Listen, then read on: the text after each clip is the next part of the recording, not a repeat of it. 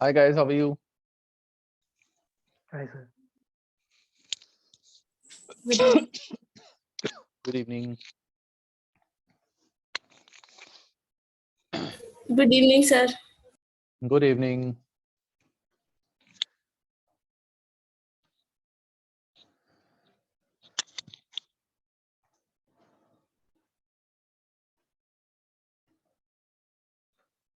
तुम्हारा टेस्ट कैसा गया सबका?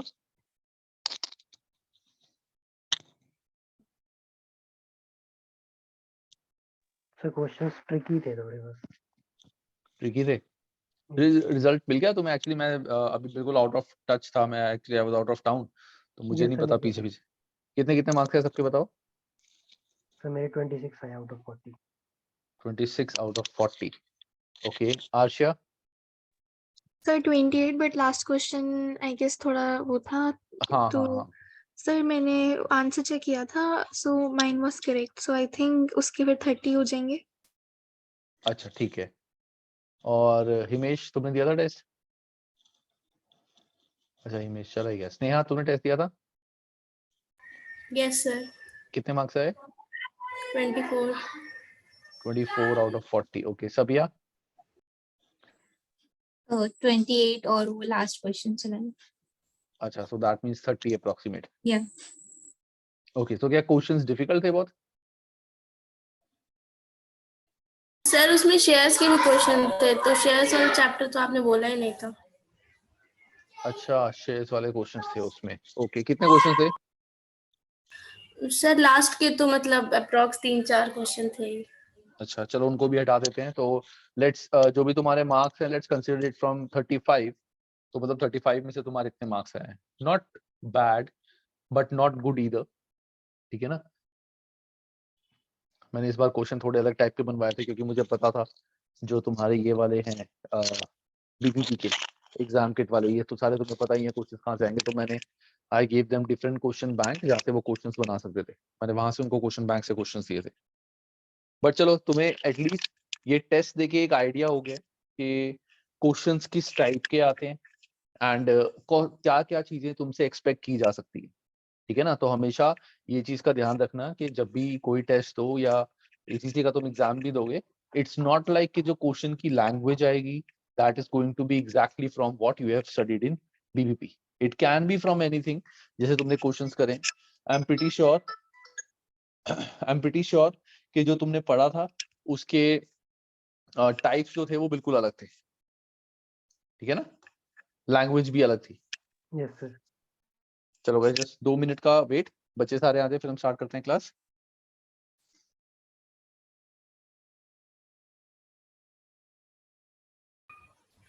सर जो टेस्ट है उसका सोल्यूशन का वीडियो डाल दीजिएगा। Yes sir.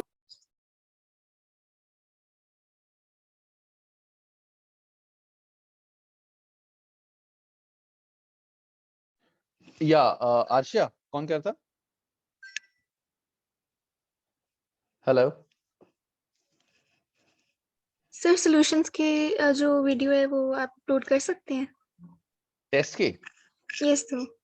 हाँ, मैं टेस्ट के सॉल्यूशन का वीडियो नहीं, मैं टेस्ट के सॉल्यूशन का जो पीडीएफ है वो मैं उनसे बात करके मैं ग्रुप में शेयर कर दूंगा कि ये सॉल्यूशन से, ओके ठीक सर। है? तुम्हें वैसे पता नहीं चला कि कौन से क्वेश्चन सही थे कौन से गलत?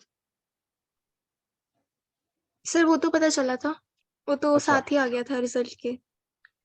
ओके ठीक है, मैं तुम्हें सही क्वेश्चन जो हैं, सही और गलत क्वेश्चन, उनका मैं तुम्हें लिस्ट बना के दे दूंगा। Okay sir. ठीक है, एक सेकेंड। अब्दे अली का मैसेज आया है, let me in, you are not दी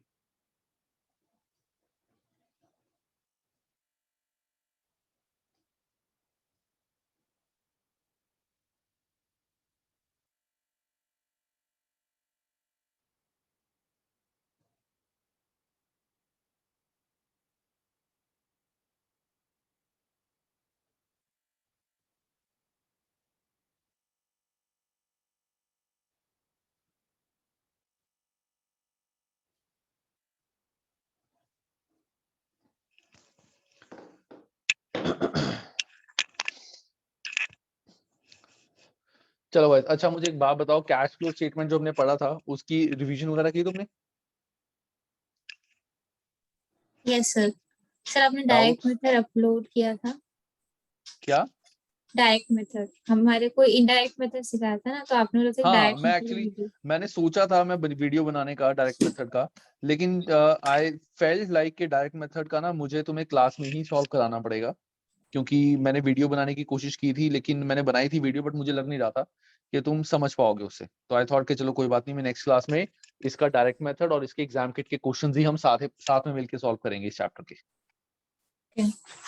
ठीक है, तो तुम्हारे को भी ये जो सैटरडे होगा, सैटरडे से वी स्टार्ट विद कंसोलिडेशन, क्योंकि सैटरडे को consolidation of financial statement plus तुम्हारे को जो हमारा कंसोलिडेशन ऑफ फाइनेंशियल पोजीशन, तो वो दोनों हम साथ साथ कर लेंगे, वो ज्यादा बड़े नहीं है, एक सिंपल सी फॉर्मेटिंग है। एंड उसके बाद फिर नेक्स्ट चैप्टर, क्योंकि इसके बाद और कुछ तो बचा नहीं है, 3 चैप्टर्स रह गए हमारे सिर्फ। तो जो कैश फ्लो स्टेटमेंट आपने बोला था, हाँ उसमें जो इंटरेस्ट एक्सपेंस है हाँ जो हम डेप्रिसिएशन के साथ ऐड करते हैं, वो और लास्ट में जो इंटरेस्ट पेड है, वो दोनों में डिफरेंस है। हाँ, जो हम इंटरेस्ट ऐड करते हैं,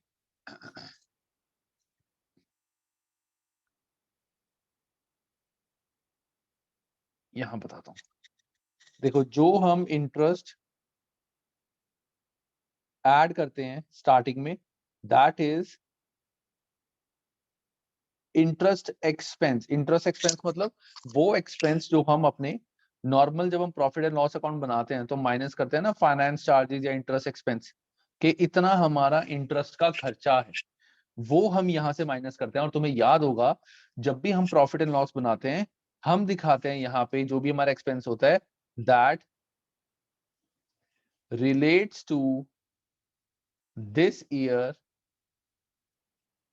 वेदर पेड और नॉट। अगर हमने पे करा चाहे नहीं करा, इट डजंट मैटर, जितना रेंट हमारा, जितना इंटरेस्ट हमारा इस पीरियड से रिलेटेड है, जैसे हमने अक्रूड और प्रीपेमेंट में पढ़ा था कि प्रॉफिट एंड लॉस में कौन सी फिगर आएगी, वो फिगर आएगी जो इस पीरियड को रिलेट करती है, चाहे हमने कैश में पे करा चाहे नहीं करा। तो प्रॉफिट एंड लॉस में जो फिगर हम माइनस करते हैं, उसको हम कैश फ्लो स्टेटमेंट में स्टार्टिंग में ऐड करते हैं, ये बता के कि ये हमारा वो एक्सपेंस था, इंटरेस्ट एक्सपेंस, जो हमारा एक्चुअली हमने पे नहीं करा था, ये सिर्फ हमने प्रॉफिट एंड लॉस में दिखाया है, तो वो हम ऐड कर देंगे। और एंड में जो हम लेस करते हैं, दैट इज इंटरेस्ट पेड। वो इंटरेस्ट पेड कौन सा होता है, जो हमने which is actually paid in cash, कि जितना इंटरेस्ट हमने एक्चुअली कैश में पे किया है, वो हम यहां से माइनस करेंगे। अब जैसे तुम्हें याद होगा, हमने जब अक्रूड एक्सपेंस पढ़ा था, अक्रूड इनकम, अक्रूड एक्सपेंस, तो उसका एक फॉर्मेट था, दैट इज एक्सपेंस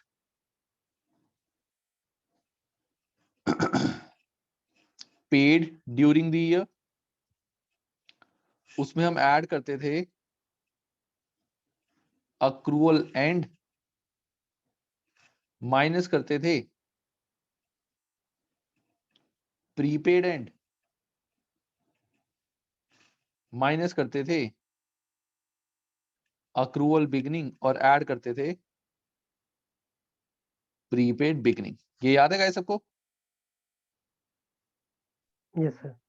और एंड में यस हमारा सर। आंसर आता था expense to be shown in profit and loss account, ये हमारा फॉर्मेट था। तो ये दो टाइप के एक्सपेंस होते हैं, ये हमारा आता है प्रॉफिट एंड लॉस में, जो कि एक्चुअली कैश में पेड नहीं होता, तो ये वाला हम स्टार्टिंग में ऐड कर देंगे इंटरेस्ट एक्सपेंस। और जो हमने एक्चुअली कैश में पे किया होता है, ये फिगर हम यहां से माइनस करते हैं कि एक्चुअली इंटरेस्ट हमने कैश पे कितना पे किया था। This is the difference.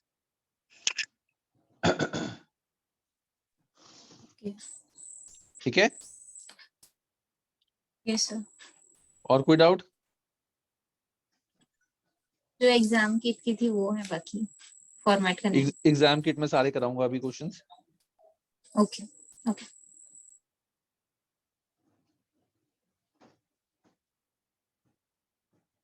Sir, जो आपने उस दिन बताया था ना कि जब ओपनिंग और क्लोजिंग फिक्स्ड एसेट की नेट वैल्यू गिवन होती है, हाँ, सर उसका फॉर्मेट एक बार और बता दीजिए। ओके, सो देखो there are two things.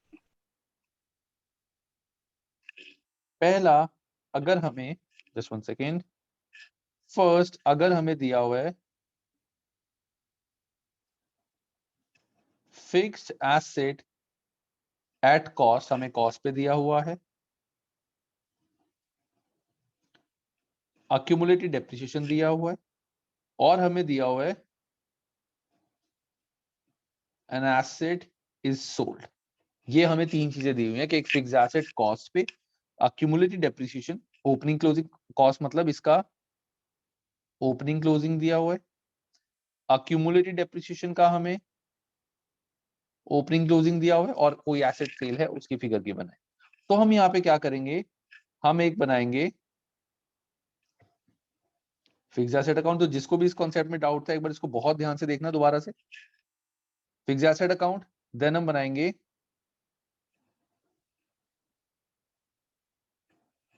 accumulated depreciation account और लास्ट में हम बनाएंगे डिस्पोजल अकाउंट. थोड़ी राइटिंग का मेरा please, I beg your pardon for writing because मेरे को बहुत ठंड लग रही है आज, तो ठंड में थोड़ा लिखने में प्रॉब्लम आती है मुझे. ठीक है, तो सबसे पहले जो फिक्स्ड एसेट है उसका ओपनिंग फिगर हम यहाँ लिखेंगे. ओपनिंग फिक्स्ड एसेट या non current asset at cost, यहां पे आएगी सिर्फ cost. Then closing fixed asset that is also at cost. सबसे पहले हमने ओपनिंग फिक्स्ड एसेट और उसकी कॉस्ट ओपनिंग क्लोजिंग यहां लिख दिया.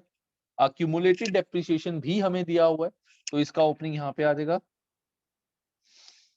ओपनिंग अक्यूमुलेटेड डेप्रिसिएशन जो भी हमें गिवन है क्वेश्चन में, देन क्लोजिंग अक्यूमुलेटेड डेप्रिसिएशन. ये दोनों चीजें हमारी ऐसे आ जाएंगी. फर्स्ट.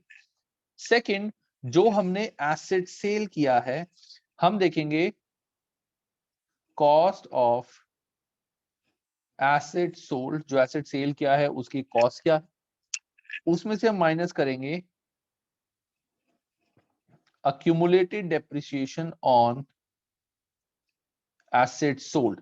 जो एसेट हमने सेल किया है उस पे आज तक टोटल डेप्रिसिएशन कितनी लगी है. तो ये जो accumulated डेप्रिसिएशन है इसका इससे कोई रोल नहीं है, ये डेप्रिसिएशन है.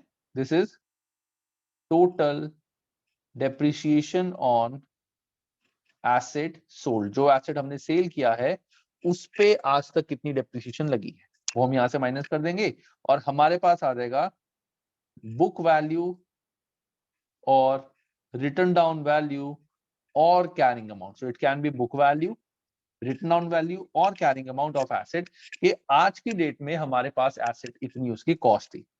इसको हम कंपेयर करेंगे विद सेल प्राइस या प्रोसीड्स सेल प्राइस जो भी हमें गिवन है उससे हम इसको कंपेयर करेंगे और कंपेयर करने के बाद हमारा आएगा प्रॉफिट या लॉस ऑन सेल कि इतने का हमने एसेट सेल किया है. आज की डेट में एसेट की बुक वैल्यू इतनी थी. अगर सेल फिगर इससे ज्यादा है कि हमने ज्यादा का सेल किया आज की बुक की वैल्यू से तो प्रॉफिट हो जाएगा, और अगर हमने सेल कम का किया है और इसकी बुक वैल्यू ज्यादा थी तो वो हमारा लॉस हो जाएगा. अब इस पार्ट का ट्रीटमेंट क्या होगा इन तीनों अकाउंट में ये ध्यान से देखना. तो सबसे पहले तो हम क्या करेंगे, this is A cost, this is B depreciation. तो जो इसकी कॉस्ट है वो मैं यहां लिख दूंगा डिस्पोजल ए. कि जो एसेट हमने सेल किया उसकी कॉस्ट कितनी थी वो यहां पे आ जाएगी. इस पे जितनी टोटल डेप्रिसिएशन आज लगी है वो यहां आ जाएगी, उसको मैं लिख दूंगा डिस्पोजल बी. पहले बताओ ये समझ आया स्नेहा? Yes sir. इसके बाद अब डिस्पोजल अकाउंट में लेफ्ट साइड पे आ जाएगा फिक्स्ड एसेट ए. कि जो एसेट हमने फिक्स्ड एसेट से डिस्पोजल में ट्रांसफर किया था, फिक्स्ड एसेट में डिस्पोजल राइट साइड में है तो डिस्पोजल में लेफ्ट में आ जाएगा fixed asset. Accumulated depreciation disposal आई है लेफ्ट में तो यहाँ पे आ जाएगी राइट में, दैट इज अक्यूमुलेटेड डेप्रिसिएशन. ये फिगर्स आ गई. इसके बाद वी विल राइट जितने का ये एसेट सेल हुआ है, sale price of that asset. तो हम यहाँ पे लिखेंगे बैंक कितने का एसेट सेल हुआ है. उससे हमारा आएगा प्रॉफिट या लॉस। अगर प्रॉफिट हुआ तो यहां लिख देंगे प्रॉफिट ऑन सेल, और अगर लॉस हुआ तो यहां लिख देंगे लॉस ऑन सेल। बस खत्म, दैट्स इट। ये भी अकाउंट क्लोज, ये भी अकाउंट क्लोज, ये भी अकाउंट क्लोज। इस अकाउंट को क्लोज करेंगे तो यहां पे हमारा आ जाएगा bank purchase of asset.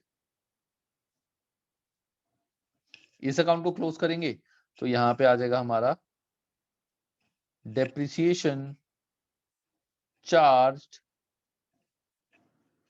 During the year, जो ड्यूरिंग द ईयर हमने डेप्रिसिएशन चार्ज की है, और ये अकाउंट का टोटल ऑटोमेटिकली मैच कर जाएगा कि ये एसेट जो सेल हुआ है उसका यहाँ पे ऑटोमेटिकली क्लोज हो जाएगा। अब कौन सी चीज कहाँ कहाँ आएगी उसमें से, ये जो परचेज है ये इन्वेस्टिंग में माइनस हो जाएगा, हमने एसेट परचेज किया है। डेप्रिसिएशन ऑपरेटिंग में स्टार्टिंग में ऐड हो जाएगा, डेप्रिसिएशन ऑन एसेट चार्ज। ये जो बैंक है सेल वैल्यू, ये इन्वेस्टिंग में ऐड हो जाएगी कि एसेट को सेल करके इतने पैसे आए। लॉस ऑन सेल हुआ तो ऑपरेटिंग में ऐड, प्रॉफिट ऑन सेल हुआ तो ऑपरेटिंग में माइनस। ये पूरा फॉर्मेट है और तुम्हें 90% ये फॉर्मेट लर्न ही करना पड़ेगा। एक्सक्यूज मी सर, या सर ये जो डिस्पोजेबल ए एंड बी है ये क्या डिफरेंट है इसमें? जो बी है वो तो डेप्रिसिएशन फॉर द ईयर है एंड ए में है for the asset. A is the cost of asset sold. Logic क्या है, जो एसेट हमने सेल किया है हम क्या करते हैं, उसकी कॉस्ट को हम फिक्स एसेट से निकाल के बाहर फेंक देते हैं, डिस्पोजल में डाल देते हैं, और जितनी उस एसेट पे आज तक डेप्रिसिएशन लगी है वो भी हम अक्यूमुलेटेड डेप्रिसिएशन से निकाल के बाहर फेंक देते हैं। तुम्हारे घर के 3 रूम है, 2 रूम्स हैं, एक तुम्हारा डस्टबिन है, तुम्हें पता है तुमने एसेट सेल किया है, तो एसेट की जितनी कॉस्ट है वो कॉस्ट में से निकाल के बाहर फेंक दो, और जितना उस पे आज तक डेप्रिसिएशन लगी है वो डेप्रिसिएशन निकाल के बाहर फेंक दो। तो फिक्स एसेट में से जितनी कॉस्ट का एसेट सेल हो चुका है वो कॉस्ट मैंने यहां से माइनस कर दी, और जितना उस पे आज तक अक्यूमुलेटेड डेप्रिसिएशन लगी थी वो मैंने अक्यूमुलेटेड डेप्रिसिएशन से निकाल के बाहर फेंक दी। ये दोनों खत्म, इनका काम खत्म। अब अलग से डिस्पोजल जो अकाउंट मेरा है मैंने वो बना दिया, ये कॉस्ट थी, ये उस पे आज तक डेप्रिसिएशन लगी है, इतने का सेल हो गया था, तो प्रॉफिट या लॉस आ गया।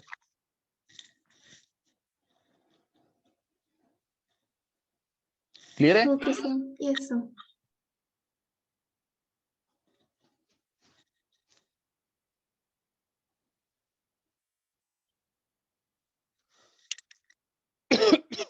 कोई डाउट इसमें? No sir. अब दूसरे वाला बताऊं जिसमें फिक्स्ड एसेट कैरिंग अमाउंट पे आता है। यस सर, वो भी बता दो। ओके, अब आता है हमारा next part, that is when fixed asset is shown at carrying amount, कि जब हम carrying amount पे fixed asset को शो करते हैं तो उस केस में क्या होगा। तो इसमें हमारा जब carrying amount शो करते हैं दैट मींस यहाँ पे accumulated depreciation अकाउंट नहीं बनता, और यहाँ पे हमें डिस्पोजल अकाउंट बनाने की भी जरूरत नहीं है, ना हम accumulated depreciation अकाउंट बनाएंगे ना हम डिस्पोजल अकाउंट, हम सब कुछ एक ही अकाउंट में कर देंगे। तो हम क्या करेंगे, we will make a account that is fixed asset account. This is net, net मतलब कॉस्ट माइनस अक्यूमुलेटेड डेप्रिसिएशन, के जो एसेट है उस पे कॉस्ट में से जो डेप्रिसिएशन लगी है वो माइनस करके नेट फिगर है। यहाँ पे नेट फिगर भी बोल सकते हो इसको, कैरिंग अमाउंट भी बोल सकते हो कि fixed asset eight carrying amount. तो ओपनिंग बैलेंस यहां आ जाएगा, क्लोजिंग बैलेंस यहां आ जाएगा, पहली चीज। दूसरा, हम जो वर्किंग नोट हमने पुराना बनाया था सेम वही बनाएंगे, कॉस्ट ऑफ एसेट सोल्ड, जो हमने एसेट सेल किया है उसकी कॉस्ट कितनी है, less accumulated depreciation on asset sold, जो एसेट हमने सेल किया है उस पे आज तक अक्यूमुलेटेड डेप्रिसिएशन कितनी लगी है, और हमारा आ जाएगा यहाँ पे carrying amount of asset sold, जो हमने एसेट सेल किया है उसका हमारी बुक्स में कैरिंग अमाउंट कितना है। ये बिल्कुल सेम हमारा कॉन्सेप्ट वही है जो हमने डेप्रिसिएशन चैप्टर में करा। और उसके बाद हम यहाँ से माइनस कर देंगे अपना, और उसके बाद कंपेयर करेंगे इसको विद सेल प्राइस कि आज की डेट में हमारे एसेट की जो वैल्यू है वो इतनी है, carrying amount of asset sold, आज की डेट में एसेट का कैरिंग अमाउंट इतना है, इतने का हमने सेल किया। तो यहाँ पे भी जैसे मैंने पहले बताया था, अगर हमने सेल ज्यादा का किया, कैरिंग अमाउंट कम है, तो हमारा प्रॉफिट हो जाएगा कि हमने ज्यादा का सेल किया, और अगर हमारा सेल अमाउंट कम है, कैरिंग अमाउंट ज्यादा है, तो वो लॉस हो जाएगा। तो अब हम यहाँ पे क्या करेंगे, ध्यान से सुनना, यहाँ पे हम लिखेंगे सबसे पहले by bank, this is sale value, जो हमने एसेट सेल किया है, ये वाला प्राइस ए। उसके बाद अगर लॉस है तो लॉस ऑन सेल यहां आ जाएगा, प्रॉफिट है तो प्रॉफिट ऑन सेल यहां आ जाएगा। उसके बाद अगर इन केस क्वेश्चन में तुम्हें दिया हुआ है revaluation of asset, fix assets को हम जो रीवैल्यू करते थे, जो हमने फिक्स एसेट चैप्टर में पढ़ा था, अगर फिक्स एसेट को रीवैल्यू करा है, रीवैल्यू करना मतलब एसेट की वैल्यू का बढ़ना, तो वो हम यहां लिख देंगे। उसके बाद हमारे पास दो चीजें बचेंगी, depreciation charge during the year और बैंक परचेज। तो एक ही अकाउंट से हमारे दोनों फिगर्स आ जाएंगी। इसमें से either of the two will be given in the question, कि इन दोनों में से कोई भी एक फिगर हमें गिवन होगी। मतलब अगर हमें depreciation charge during the year given है, ये डेप्रिसिएशन अलग है, जैसा कि मैंने पिछले क्वेश्चन में बताया था, this is depreciation on asset sold. लेकिन जो depreciation charge during the year है, ये वाली फिगर हमारी अलग होती है। ये यहाँ पे अगर ये गिवन है तो बैंक जो हमने परचेज किया है, ये हमारा बैलेंसिंग फिगर आ जाएगा, और अगर हमें परचेज की फिगर गिवन है तो ये हमारी बैलेंसिंग फिगर आ जाएगी। It can be either of the two, इन दोनों में से कोई भी एक आ सकती है। बस इसको क्लोज कर देंगे, दैट्स इट। अब इसमें से कौन सी चीज का इफेक्ट कहां जाएगा, प्रॉफिट ऑन सेल ऑपरेटिंग में माइनस, परचेज करा है एसेट इन्वेस्टिंग में माइनस, जो सेल वैल्यू करी है वो इन्वेस्टिंग में ऐड, कि इतना हमने एसेट सेल करा है तो इतना कैश आया होगा, लॉस ऑन सेल है ऑपरेटिंग में ऐड, डेप्रिसिएशन है ये भी ऑपरेटिंग में ऐड। तो यू कैन लर्न इन अ वे कि कौन सी चीज प्लस माइनस होगी। जो चीज किसी भी अकाउंट के राइट साइड में आती है वो प्लस होती है, सिर्फ फिक्स एसेट्स और अक्यूमुलेटेड डेप्रिसिएशन और डिस्पोजल से रिलेटेड है कि जो भी चीज तुम्हारी राइट साइड में आएगी अकाउंट के, वो ऑपरेटिंग या इन्वेस्टिंग में ऐड होगी, जो भी चीज लेफ्ट साइड में आएगी वो ऑपरेटिंग या इन्वेस्टिंग में माइनस होगी। ये होता है जब हमें फिक्स एसेट कॉस्ट पे दिया हुआ है। एक्सक्यूज मी सर, ये आशिया? सर जो हमारी सेल वैल्यू है वो हम कॉस्ट पे लेंगे ना? नहीं नहीं नहीं नहीं, सेल वैल्यू तो कितने का सेल हुआ, the sale actual value amount जो हमें मिला। एक्चुअल सेलिंग प्राइस, तो this is okay actual selling price.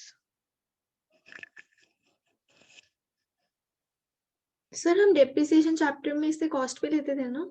नहीं अच्छा, I might have gotten confuse I guess. नहीं नहीं नहीं नहीं, अगर हम नेट, पहली बात तो जो डेप्रिसिएशन चैप्टर है ना, वहां पे ये कॉन्सेप्ट ही नहीं। डेप्रिसिएशन चैप्टर में हम हमेशा फिक्स एसेट कॉस्ट पे बनाते थे, वहां नेट बनाते ही नहीं।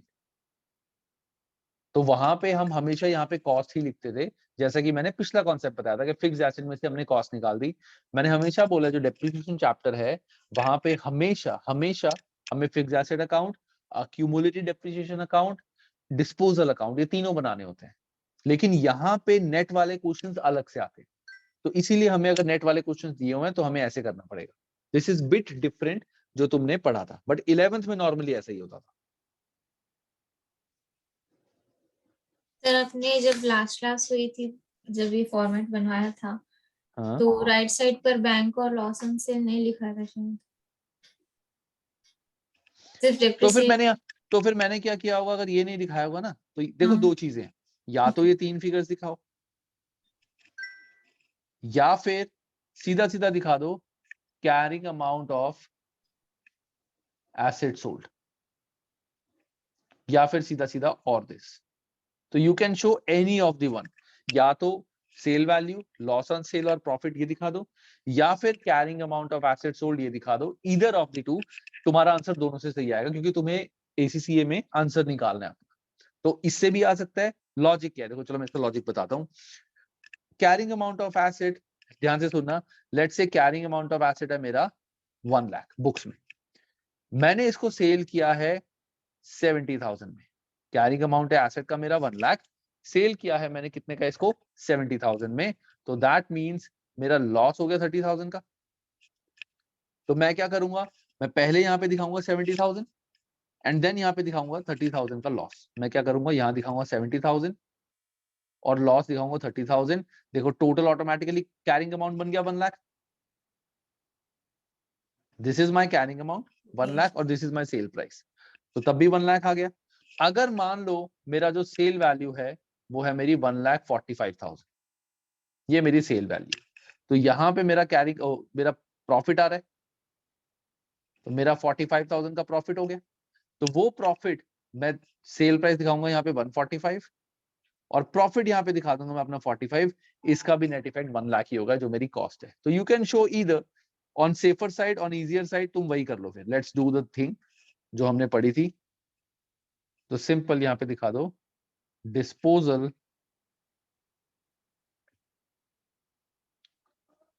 इट्स, एक्चुअली मैं लिंक कर रहा था तुम्हारे 12th से ताकि जो 12th वाला पार्ट है वही हो जाए। So carrying amount of asset sold, जो एसेट हमने सेल किया है उसका कैरिंग अमाउंट तुम यहाँ पे लिखो। सिंपल ये चीज करो, लेकिन आएगा carrying amount not the cost. Cost नहीं आती यहाँ पे, याद रखना।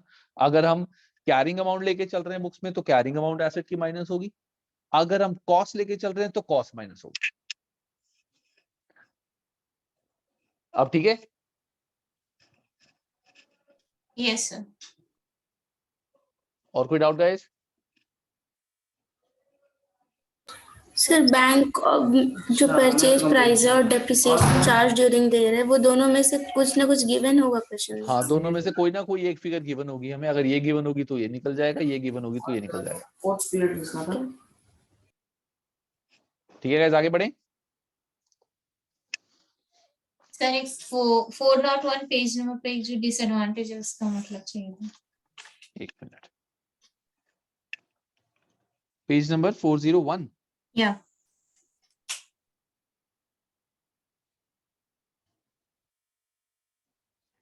कौन सा डिसएडवांटेज? अच्छा, कैश फ्लो का ही था। so the main disadvantage of cash flow accounting is that there is no matching of item that relate to one another. For example, purchase of stock could be made this year, but the cash from sale will not be included until next year.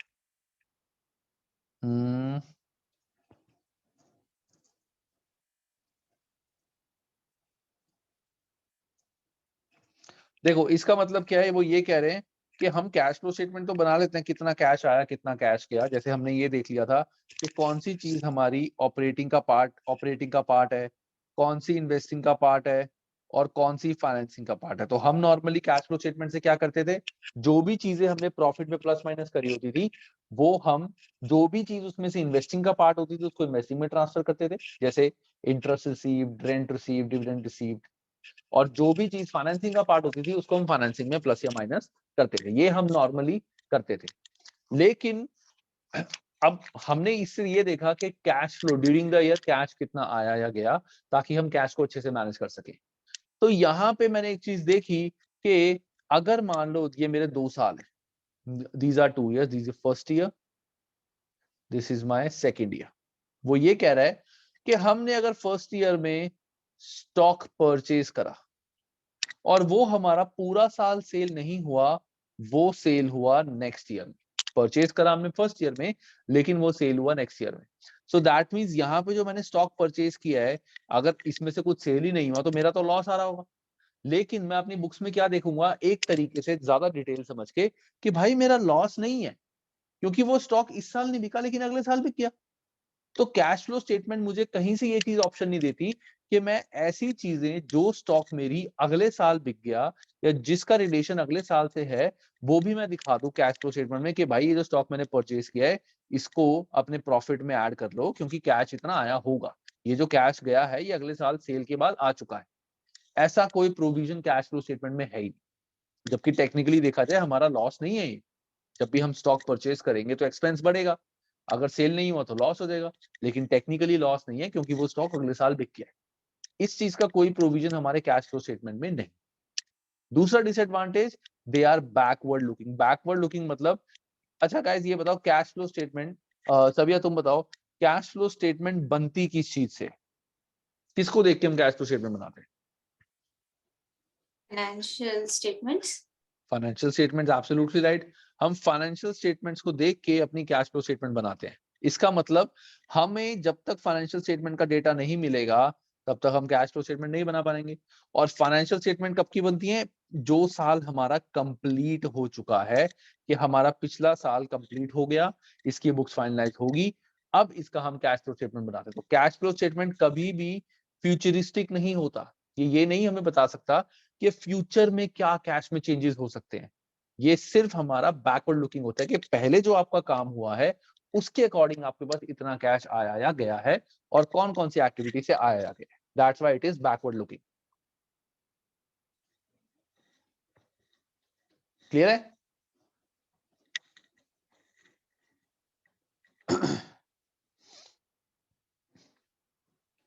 Clear है guys?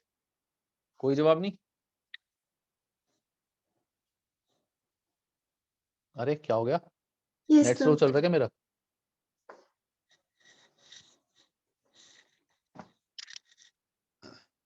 चलो guys, अब आता है हमारा next part, that is direct method. मैंने तुम्हें एक चीज बताई थी लास्ट क्लास में कि हमारा जो कैश फ्लो स्टेटमेंट है ऑपरेटिंग एक्टिविटी में, there are two method, one is direct, other is indirect. फर्क कुछ नहीं है, डायरेक्ट मेथड बहुत ज्यादा इजी है। डायरेक्ट मेथड में हमारा होता है cash flow from operating activity. इसके अंदर हम कोई प्रॉफिट से स्टार्ट नहीं करते, we don't start from profit before tax. हम ये तीन चीजें निकालते हैं, that is cash receipt from customer, cash paid to supplier and employees. बस ये दो चीजें निकालते हैं, sorry, cash receive from customer, cash payment to supplier and cash payment to employees. ये तीन चीजें होती हैं बेसिकली, इन्होंने दो बना दी। उसके बाद हमारा आता है कैश जनरेटेड फ्रॉम ऑपरेशंस। वहां पे जनरेट फ्रॉम ऑपरेशंस कैसे आता था? पहले profit before tax, depreciation add, ये ऐड वो add, current asset increase decrease, कुछ नहीं करना हमें। Simple cash receive from customer कितना आया ऐड कर देंगे, कितना हमने सप्लायर और एम्प्लॉयज को पेमेंट करी वो माइनस कर देंगे, that is cash generated from operations. And then इसमें से माइनस कर देंगे इंटरेस्ट पेड जो हमने पे किया है और इनकम टैक्स पेड जो हमने दोनों चीजें पे की है वो हम माइनस कर देंगे, और सीधा सीधा हमारा आंसर आ जाएगा net cash from operating activity. Simple. अब कैश रिसीव फ्रॉम कस्टमर हमारा कैसे निकल सकता है?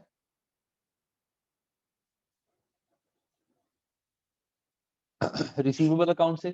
हमने कितनी बार इनकम्प्लीट रिकॉर्ड्स में रिसीवेबल चैप्टर में रिसीवेबल अकाउंट बनाया है, इसमें opening balance, closing balance, cash cell कितनी हुई, सॉरी क्रेडिट सेल कितनी हुई, कितने बैड डेट्स हो गए, वो सारा कुछ माइनस करके हमारा नेट रिसीवेबल आता है, वो यहाँ से निकल जाएगा।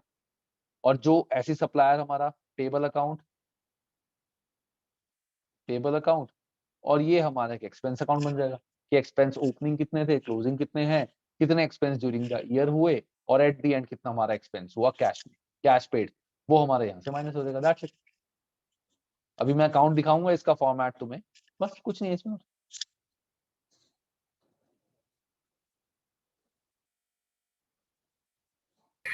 तो सर एग्जाम में मेंशन्ड होगा कि दोनों में से कौन से मेथड से बनाना है?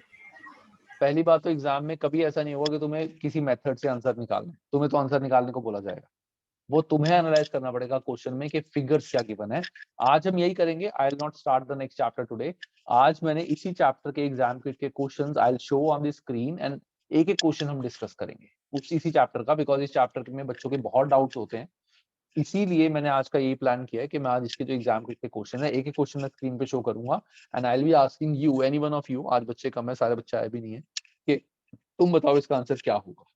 विल वर्क लाइक दैट, ताकि ये वाला चैप्टर हमारा बिल्कुल क्रिस्टल क्लियर हो जाए, तो तुम्हें अपने आप पता चल जाएगा किस टाइप के क्वेश्चंस आते हैं, क्या तुमसे पूछा जा सकता है क्वेश्चंस में। ठीक है, अब तुम्हें बताता हूँ ये रिसीवेबल अकाउंट, पेबल अकाउंट कैसे होता है। ये फॉर्मेट पढ़ लिया पहले गाइस हमने? Yes sir. Yes sir.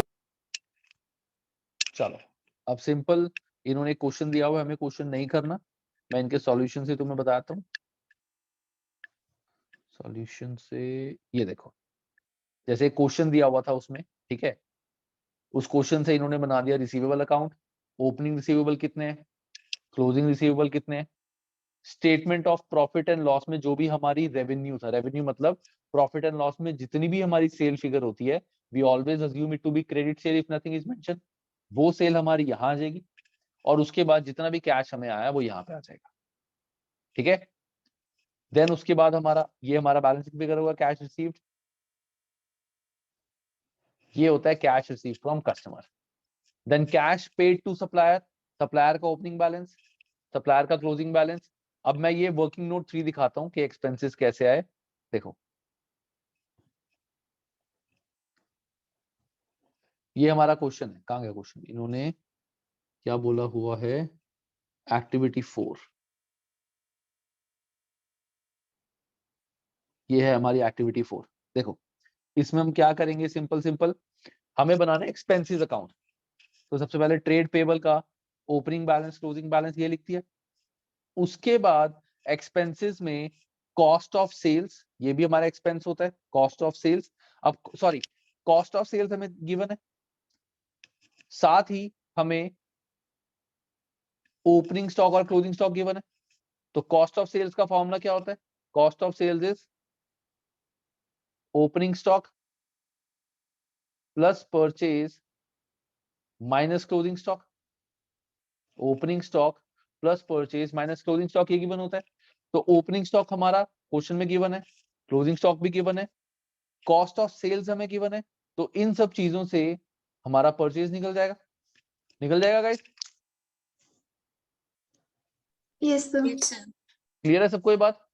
Yes sir. Purchase निकल गया, पहली चीज वो परचेज आ गया। दूसरा other expenses including depreciation, depreciation को हम हटा देंगे क्योंकि डेप्रिसिएशन तो ऑलरेडी ऑपरेटिंग में हो चुकी है। तो 186 माइनस 42, 186 माइनस 42 दैट मींस 144। तो जो भी हमारा परचेज आएगा प्लस 144 जो हमारा अदर एक्सपेंस हुआ है वो भी हम इसमें ऐड कर देंगे और वो सारा हमारा चला जाएगा पेबल अकाउंट में। तो जो पेबल अकाउंट हम बनाएंगे, पेबल अकाउंट, उसमें आ जाएगा 467 purchase plus other expenses excluding depreciation. तो वो एक्सपेंसेस आ गया, यहां से निकल जाएगा हमारा कैश पेड, बस दैट्स इट। कैश पेड भी निकल गया, ये देखो इन्होंने बताया भी है वर्किंग। कॉस्ट ऑफ सेल्स, इसे आ गया परचेजेस, जो टोटल अदर एक्सपेंसेस हमें क्वेश्चन में गिवन थे उसमें से हमने डेप्रिसिएशन हटा दिया क्योंकि वो तो ऑलरेडी हम हटा चुके हैं, that is a non cash expense. तो टोटल हमारा एक्सपेंस आ गया। इससे हमारा निकल गया कि trade payable and other expenses का कितना हमने कैश पे किया। बस सिंपल, वो दोनों फिगर्स हम यहाँ लिख देंगे सॉल्यूशन में। सर हम ये ये देखो ज्यूम करते हैं कि ये सारे जो परचेजेस हैं ये कैश परचेज है, क्रेडिट परचेज, क्रेडिट परचेजेस। हाँ we always assume in every business कि सेल्स भी हमारी क्रेडिट सेल है और परचेज भी हमारे क्रेडिट परचेज है। तो देखो हमारे cash receive from customer, cash paid to supplier, सीधा सीधा कैश जनरेटेड फ्रॉम ऑपरेशन आ गया। वो प्रॉफिट बिफोर टैक्स ये सब वो झमेला ही खत्म कर दिया इन्होंने 1 सेकंड के अंदर। Simple cash receive from customer, cash paid to supplier, बस। और हमें करना क्या है, एक बनाएंगे हम receivable account, opening balance, closing balance, कितनी हमने सेल करी during the year, credit sale, question में नहीं गिवन हो तो हम अज्यूम सारी क्रेडिट सेल करेंगे, और जितना हमें कैश आया this is our balancing figure. और पेबल अकाउंट एंड एक्सपेंसेस को पेबल एंड एक्सपेंसेस बोलेंगे, opening balance, closing balance, total expenses during the year जिसमें कॉस्ट ऑफ सेल्स में से ओपनिंग और क्लोजिंग स्टॉक हटा के परचेज आ जाएगा, और जो भी हमें अदर एक्सपेंसेस दिए हुए हैं एक्सक्लूडिंग डेप्रिसिएशन और इंटरेस्ट, ऑफ कोर्स इंटरेस्ट भी अलग से आता है, डेप्रिसिएशन एंड इंटरेस्ट वो यहाँ आ जाएंगे, और बैलेंस हमारा कैश यहाँ आ जाएगा, बस। So if you want you can write it down as well, if you want you can also write opening balance. चलो इसमें तो कुछ खास नहीं है, यहाँ पे तुम्हारा आ जाएगा balance brought down, payables and other expenses. अगर अदर एक्सपेंसेस का ओपनिंग बैलेंस भी गिवन है, जैसे एक्सपेंसेस पेबल, तुम्हें बैलेंस शीट में एक्सपेंसेस पेबल भी गिवन है। पेबल तो हो गए क्रेडिटर्स यानी सप्लायर्स, और अदर एक्सपेंसेस भी गिवन है तो उनका opening balance, payables and other expenses इनका क्लोजिंग बैलेंस। एक्सपेंसेस में आ जाएगा हमारा purchases calculated from cost of sale, opening stock and closing stock, और other expenses excluding depreciation, profit loss, चलो ये तो हटा दो, excluding depreciation and interest, वो हम यहाँ पे ऐड कर देंगे सारे परचेजेस एंड दिस, वो फिगर हमारी एक्सपेंसेस की आ जाएगी और ये तुम्हारा आ जाएगा बैलेंसिंग फिगर और ये हम माइनस कर देंगे। 5 मिनट लगाओ, देखो, समझो, डाउट है मुझसे पूछो, देन विल स्टार्ट। इसके एग्जाम किट के क्वेश्चन सीधा।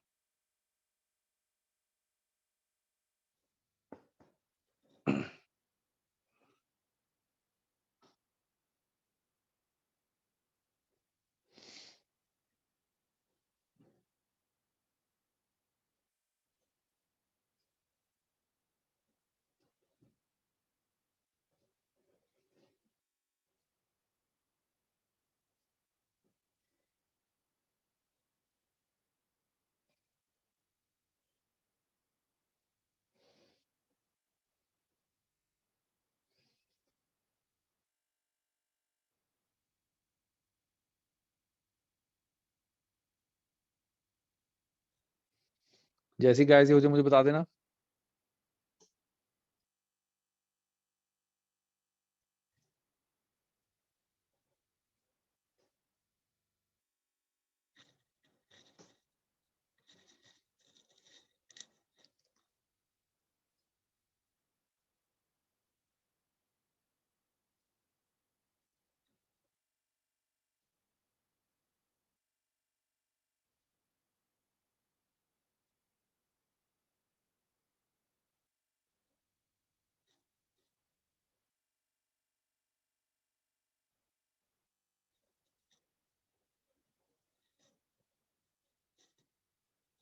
सर एक्सपेंसेस जो है एक्सक्लूडिंग डेप्रिसिएशन और इंटरेस्ट कौन सा वाला जो हम पीएनएल में डालते हैं?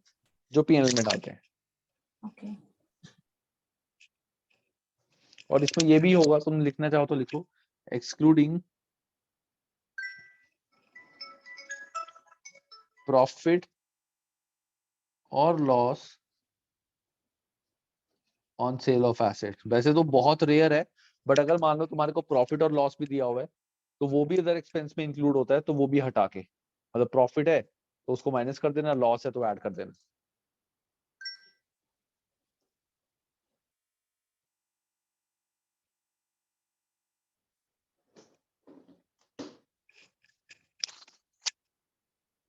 क्योंकि ये सारी चीजें तो हम ऑपरेटिंग स्टेटमेंट में अलग से ही लिखते हैं, तो अदर एक्सपेंसेस जो होंगे हमारे, उसमें से इन सारी चीजों को हटा के हम नेट फिगर लिखेंगे यहाँ पे।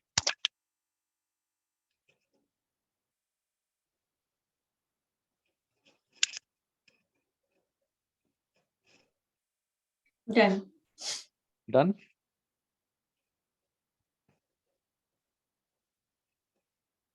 ओके, सारे बच्चे कर लें।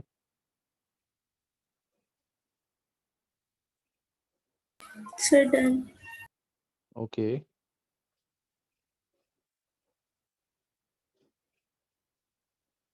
Sir done. 3 बच्चों का हो गया।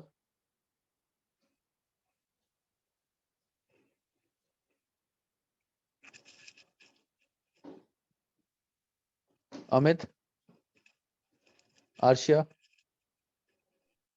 Sir done. Amit, yes sir. चलो अब सीधे इसके हम क्वेश्चंस करते हैं। अब एक ही क्वेश्चन है, मैं तुम में से किसी भी पूछ सकता हूँ क्वेश्चन को। आज इस चैप्टर को पूरा क्लोज करते हैं हर तरीके से।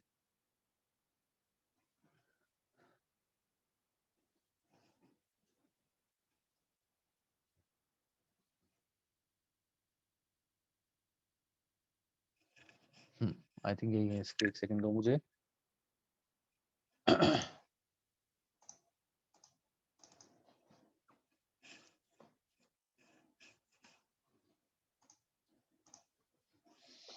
हाँ गाइस, तो ये सबसे पहला क्वेश्चन है हमारा 30.1। तुम्हें स्क्रीन में देख के सीधा सीधा आंसर देना है, तो let's go with sequence. Abde Ali first का आंसर बताओ जल्दी से, क्या होगा? बाकी तुम सब भी आंसर दो, लेट्स सी। अगर अब्दे अली गलत हुआ तो मैं बाकी से पूछूंगा। सर सेकंड और फिफ्थ। सेकंड एंड फिफ्थ, ठीक है, second and fifth is the right answer. सबको समझ आ गया ये?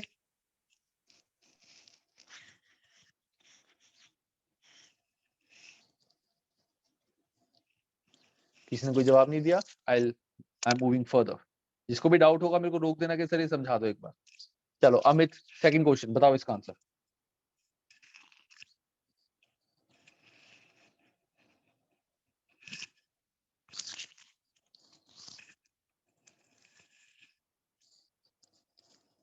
Sir B. B 1, 2 and 4. Okay. 1, 2 and 4 is the wrong answer, guys. Arshia? Sir, I'm not sure, but I think 2, 3, and 4. One Why is you are not so sure? So because loss on sale should be added back, right? तो be sure, yes. Loss on cell, जब भी हमारा loss होता है non current asset का, वो हमेशा हम कैश फ्लो स्टेटमेंट में ऐड करते हैं। प्रॉफिट माइनस होता है, लॉस ऐड होता है। तो loss on sale should be added from the profit and not deducted. तो प्रॉफिट ऐड करेंगे तो this statement is wrong, first is wrong, तो ये भी गलत, ये भी गलत, ये भी गलत, तो सीधा सीधा ये आंसर आ गया। हमें देखने की भी जरूरत नहीं है बाकी। ठीक है अमित, अब मुझे बताओ, ये तुम्हें क्लियर है पॉइंट? लॉस ऑन सेल जो होता है वो हमारा प्रॉफिट बिफोर टैक्स के अंदर हम उसको ऐड करते हैं, ना कि डिडक्ट करते हैं। इन्होंने बोला है कि हमें उसको डिडक्ट करना है, which is wrong. Yes sir. चलो नेक्स्ट 30.3, इसमें क्या दिया हुआ है? In the course of preparing a company statement of cash flow, following figures are to be included in cash flow from operating activity. दो चीजें दी हैं, कुछ आगे गिवन है, हमें बताना है कि नेट इफेक्ट इसका क्या हो। तो आर्शिया, तुम्हें बताना है इसका नेट इफेक्ट क्या होगा। पहले इन दोनों का ट्रीटमेंट कर लो, देखो प्लस होंगी माइनस होंगी, देन आगे वाली चीजें, और नेट फिगर मुझे बताना क्या है। जैसे ये दोनों को कैलकुलेटर पे यूज कर लो, और you can write it in your copy, then next, then इसका मुझे आंसर बताना। Okay, sir. Sir, it's gonna take me 1 minute or something. हाँ हाँ हाँ, टेक योर टाइम। जैसे ये लिख लो मुझे बताना, I move to the next page.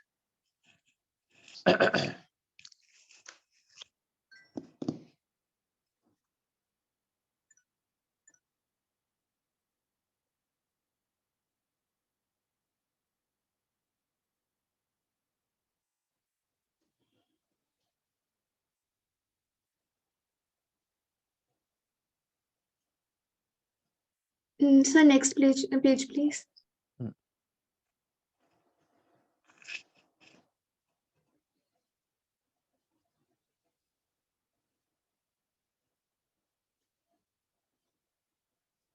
Increase in your price to less account, decrease in income here.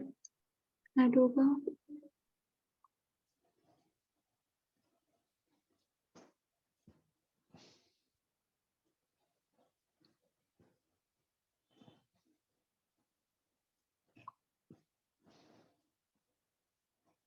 Increase।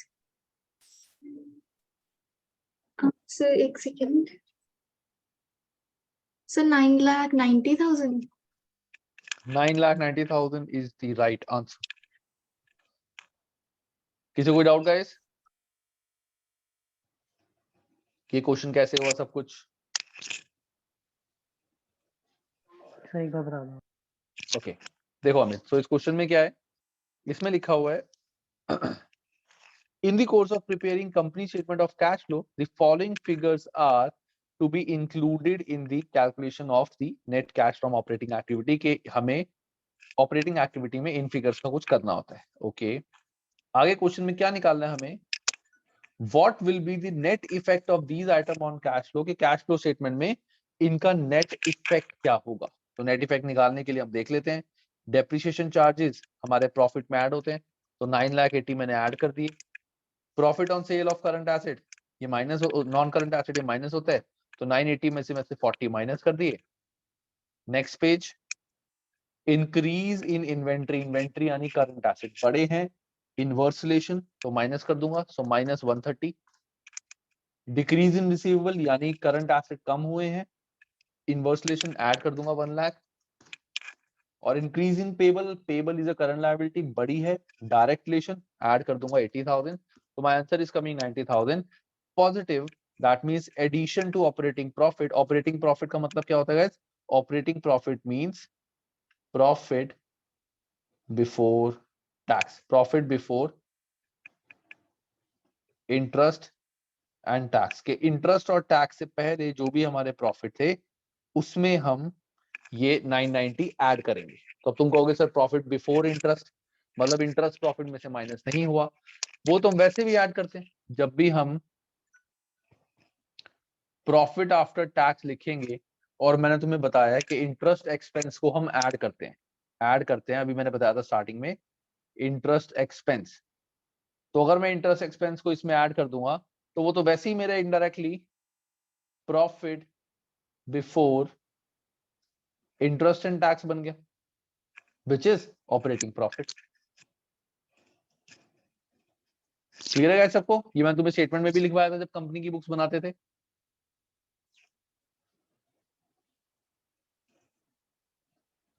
Sir, can you explain it once again? Okay चलो, I will explain through other way. देखो हमारा क्या होता है, सबसे पहले आता है हमारा ग्रॉस प्रॉफिट। ग्रॉस प्रॉफिट मतलब sales minus cost of sales minus expenses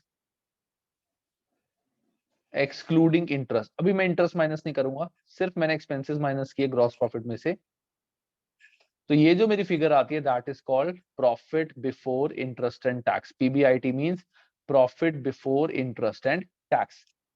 इसमें से मैं माइनस करता हूं finance charges which is called interest, ये हम माइनस करते हैं, तो हमारा आंसर आता है प्रॉफिट बिफोर टैक्स।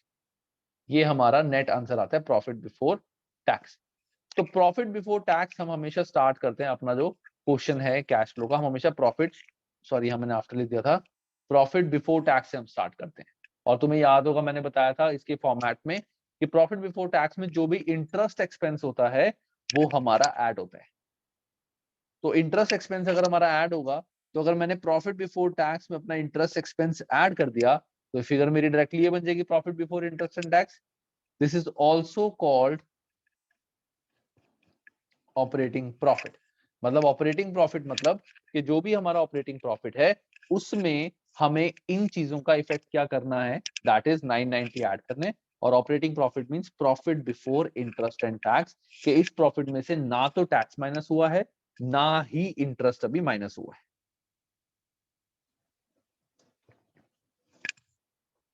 क्लियर है गाइस? चलो नेक्स्ट क्वेश्चन 30.4 ये बताएगी मेरे को सबिया।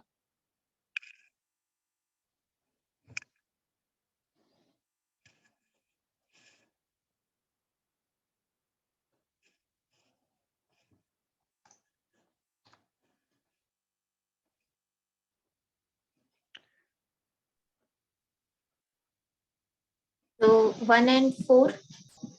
1 and 4 इज एब्सोल्युटली राइट। कोई डाउट गाइस में किसी को?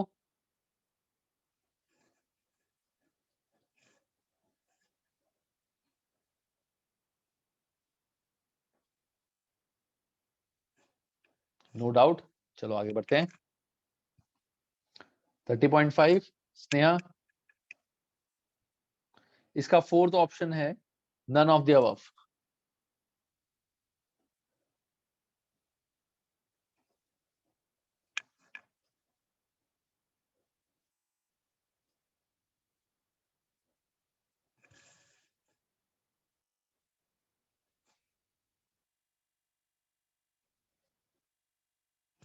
Sir, none of the above. None of the above absolutely right. कोई डाउट इसमें किसी को गाइस?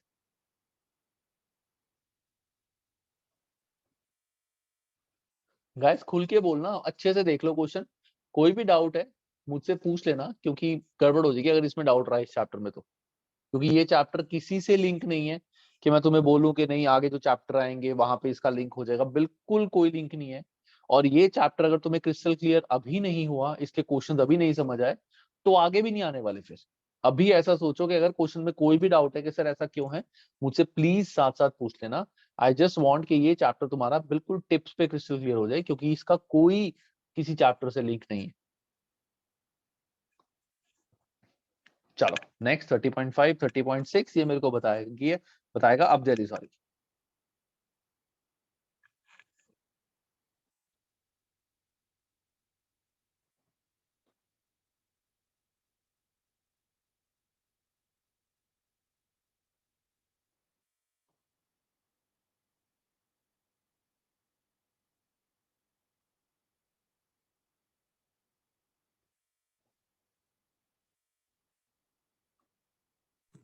Sir 3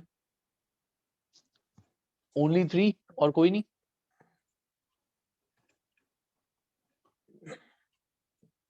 yes sir. ठीक है, this is also right. Any doubt guys किसी को?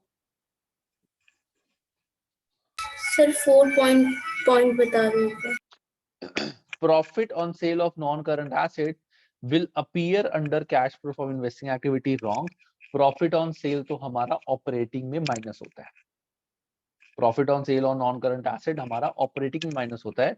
इन्वेस्टिंग के अंदर तो सेल प्रोसीड्स आते हैं कि कितने पैसे हमें आए वो आते हैं। ठीक है, राइट इशू ऑफ शेयर्स जब भी राइट इशू होता है तो वो कैश फ्लो में आएंगे। क्यों? क्योंकि हमें कैश आता है, चाहे कम आता है लेकिन कैश आता है। Statement of cash flow prepared using direct method produce different answer, ये गलत है। मैंने बताया था दोनों से सेम आंसर आता है, तो आंसर है हमारा 3। Any doubt guys? Bonus issue भी आएगा? बोनस इशू नहीं आता, because in case of bonus issue you will not receive any cash. Bonus की एंट्री क्या होती है? बोनस की एंट्री क्या होती है? Debit share premium, credit share capital. So ना तो कैश आया ना कैश गया, तो ना तो कैश आया ना कैश गया है, तो हम कैश फ्लो स्टेटमेंट में कैसे लिखें इसको कि कैश आया या गया? तो वो कैश फ्लो स्टेटमेंट में कहीं नहीं आता। ओके। सर राइट इशू क्यों नहीं आता? राइट इशू आता है, राइट इशू तो आता है, लिखा तो ये तो है, ओके। इसमें लिखा हुआ है right issue do not feature, which is wrong, क्योंकि राइट इशू है कैश फ्लो का पार्ट, वो इन्वेस्ट फाइनेंसिंग में ऐड होगा।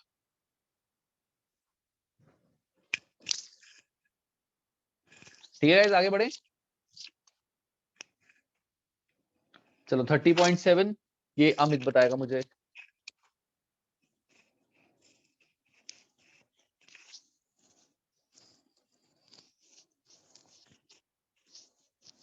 तुम्हें मैं एक हिंट देता हूँ गाइस, जो कई बार ऐसे क्वेश्चंस होते हैं ना, तुम्हें इसको पढ़ने की जरूरत ही नहीं है, इसको तुम छोड़ ही सकते हो, क्योंकि क्रिटिसिज्म में तुम्हें लाइन ये तो पढ़ना ही पड़ेगा इन एनीवेज। तुम सीधा सीधा यहां से पढ़ के भी आंसर निकाल सकते हो। Let me give an example. Depreciation charges should not have been added, should have been added not deducted, कि डेप्रिसिएशन हमें ऐड करनी चाहिए थी ना कि माइनस, मतलब इन्होंने माइनस करी होगी, और ये सही कह रहे हैं कि डेप्रिसिएशन ऐड होनी चाहिए, तो दिस स्टेटमेंट इज ट्रू। मैंने ऊपर पढ़ा ही नहीं क्या लिखा हुआ।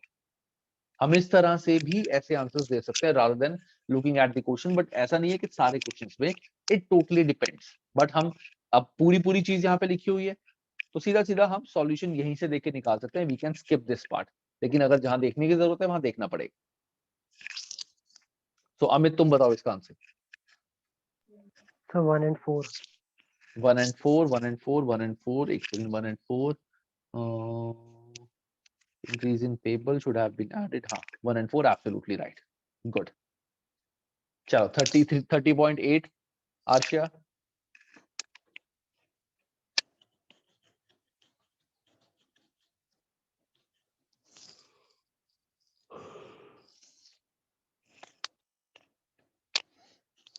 सर एक तो सेकंड है, एक रीपेमेंट ऑफ लोन 2 and 4।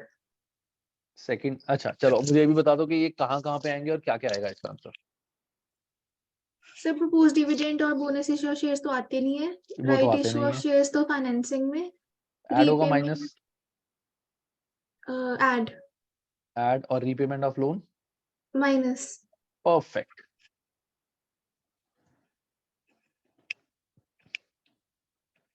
चलो 30.9 सबिया।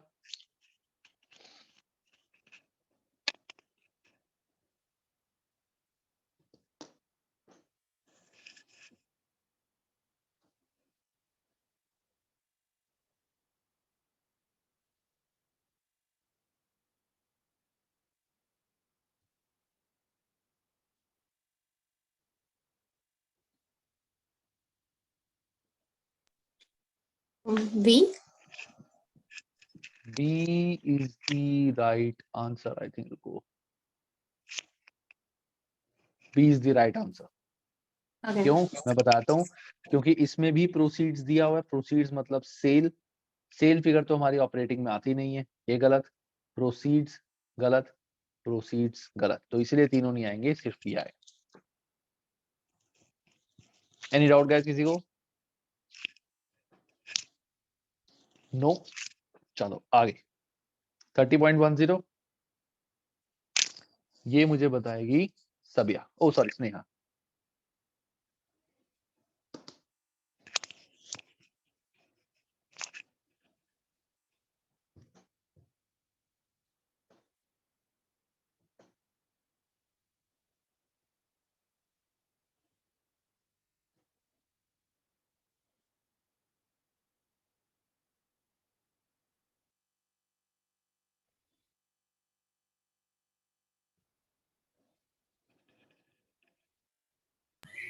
सर इसको कैसे करना है, दोनों ईयर को कंपेयर करके?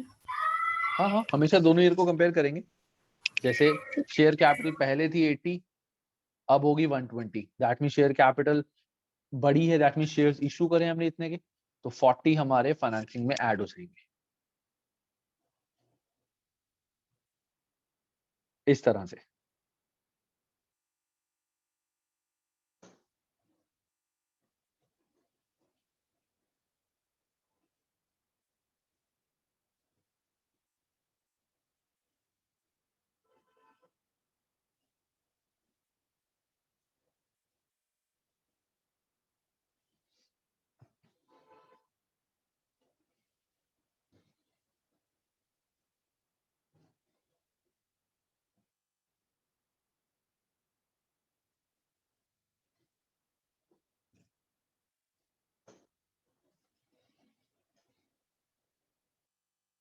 Sir 10,000। 10,000 inflow is the right answer. कोई डाउट गाइस इसमें किसी को?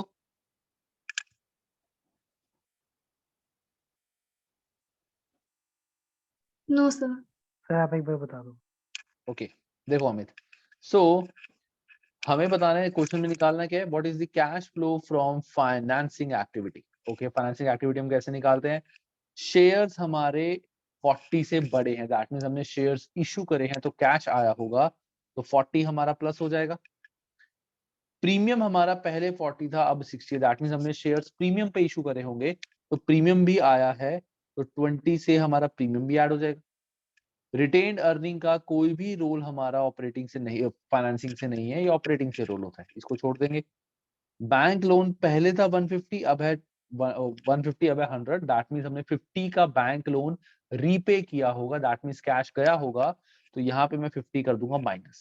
एक तो तरीका ये है विच इज कॉन्सेप्चुअल वे। एक शॉर्टकट वे क्या होता है, जैसे कि मैंने तुम्हें एक रूल क्या बताया हुआ है, रूल सिंपल, एसेट्स का चाहे करंट एसेट हो चाहे नॉन करंट एसेट, उनका हमारा इनवर्स रिलेशन होता है, और जो लायबिलिटीज होती हैं चाहे करंट हो चाहे नॉन करंट, उनका डायरेक्ट रिलेशन होता है। तो शेयर कैपिटल बड़ी है, लायबिलिटी है, डायरेक्ट रिलेशन ऐड हो जाएगा। प्रीमियम बड़ा है, ऐड हो जाएगा। रिटेन्ड अर्निंग कुछ नहीं करेंगे, लोन कम हुआ है, हम माइनस कर देंगे, तो 40 प्लस 20 60, 60 माइनस 50, दैट मींस 10 000 10,000 हमारा पॉजिटिव आंसर आ रहा है, तो it will be cash inflow. Okay sir. पक्का क्लियर है अमित? Yes sir. चलो अब 30.11 ये छोड़ देते हैं क्वेश्चन। 30.12 अब जल्दी इसका आंसर बताओ क्या होगा।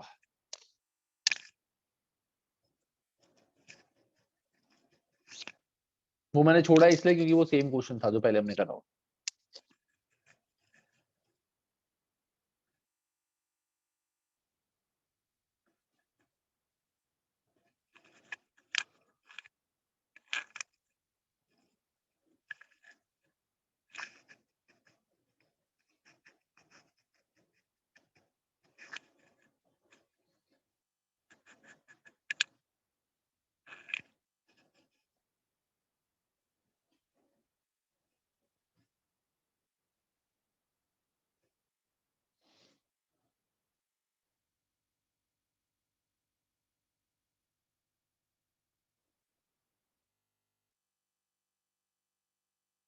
चलो इस क्वेश्चन से एक काम करते हैं, मुझे सारे आंसर दो जिसका भी आंसर आ गया पहले।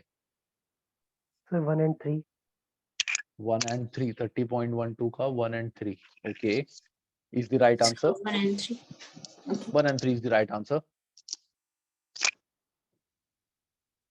सबको समझ आ गया? अब्दे Ali? Yes, sir. 1 and 3 is the right answer. ठीक है। 30.13 इसमें क्या है?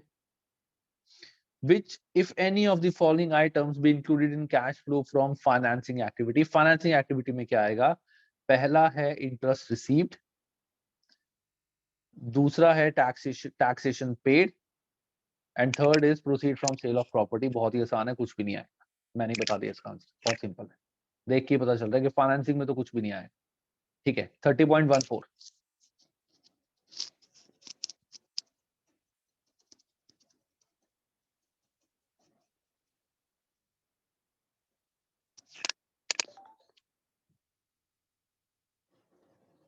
सर 1। Sir A.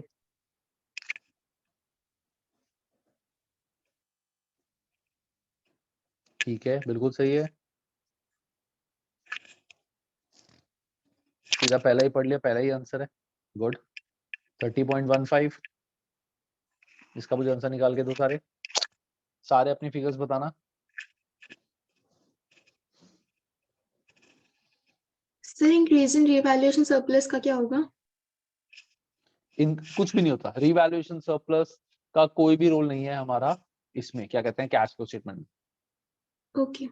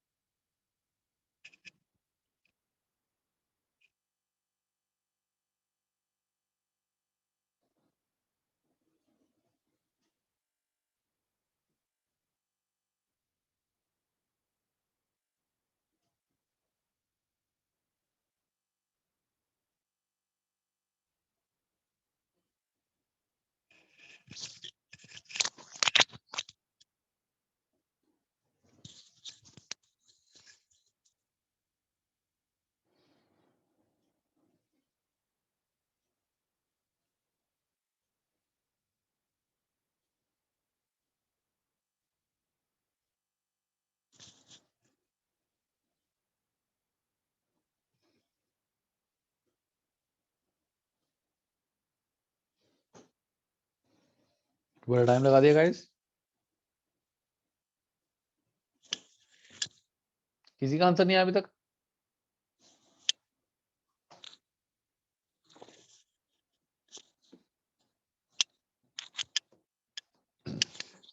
तो मुझे इसी में डाउट था, सो आई कांट ट्राई। नहीं, यू कैन ट्राई। अभी तो मैंने अकाउंट बनवाया था हाँ क्लास बट के। समझ नहीं आ रहा। चलो ये क्वेश्चन मैं कराता हूँ सबको। देखो हम बनाते हैं अब यहाँ पे हमें कैरिंग अमाउंट ऑफ एसेट दिया हुआ है, so that means asset carrying amount पे है, तो क्यूमुलेटिव डेप्रिसिएशन यहाँ पे नहीं बनाना।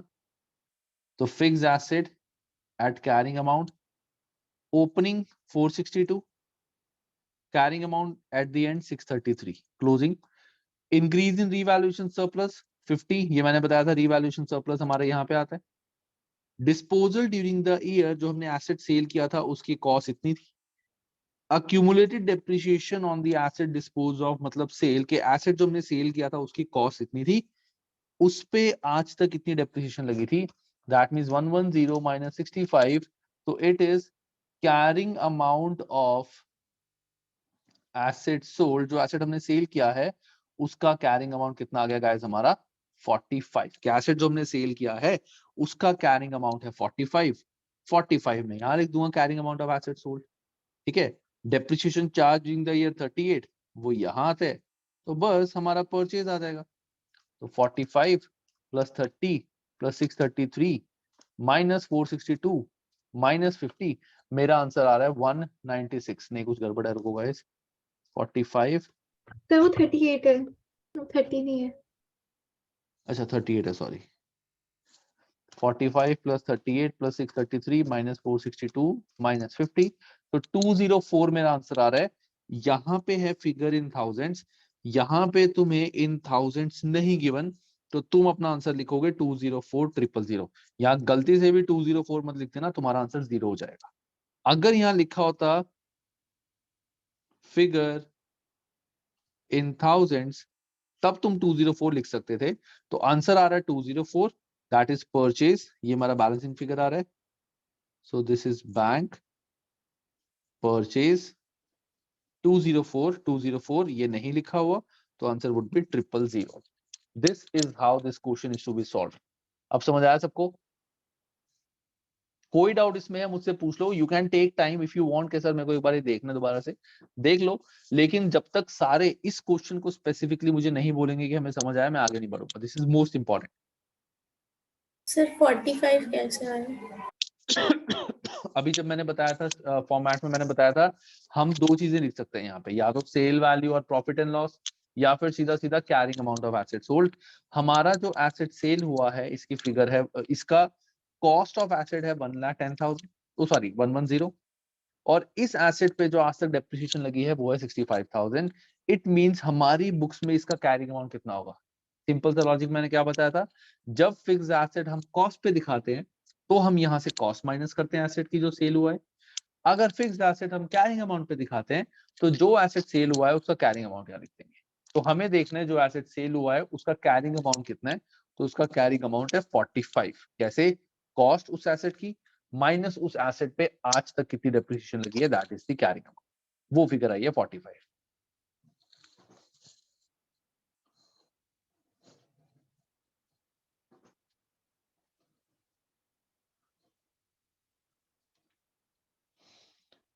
क्लियर है गाइस सबको?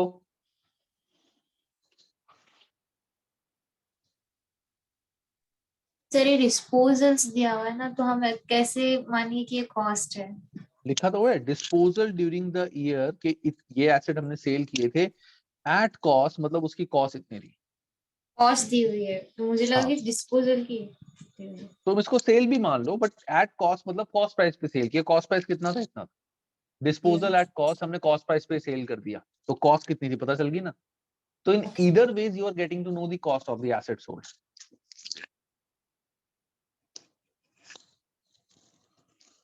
क्लियर है गाइस सबको? बिल्कुल।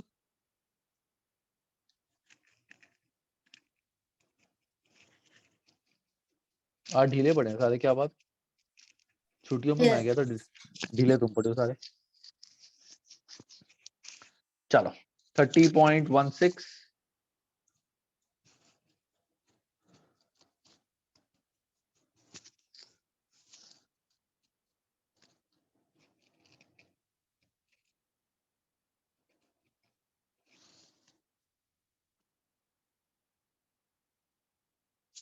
देखिए इसका आंसर कौन देता है?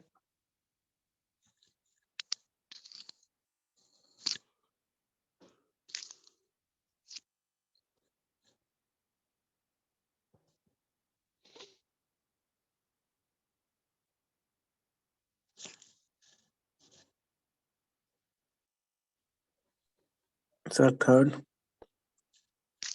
Third is the right answer. Arshiya तुम कुछ कह रही थी? Sir, why is it not fourth? Why it is not fourth? Okay. Loss on disposal, proceeds on sale. Loss on disposal added as an adjustment in calculation cash flow from operating, ये सही है। Proceed on sale included in cash flow from operating, नहीं, proceed sale value तो investing में add होती है ना, operating में थोड़ी Okay, sir, दिखाते हैं हम sorry, sale sir. value। I thought that was the fourth one. नहीं, that was the third one। Okay, okay, okay. ठीक है, so third is the option, तीन ही थे। चलो 30.17 ये डायरेक्ट मेथड से है, इसका आंसर निकालो सारे।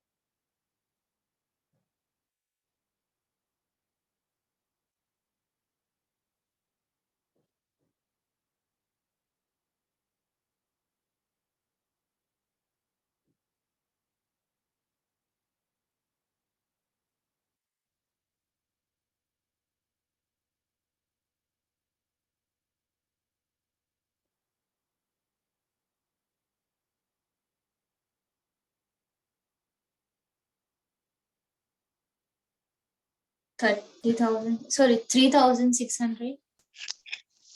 3600 चेक करते हैं अभी। Yes 3600 is right. बाकी सारे गाइस बताओ, सबको समझ आया या मैं कराऊं?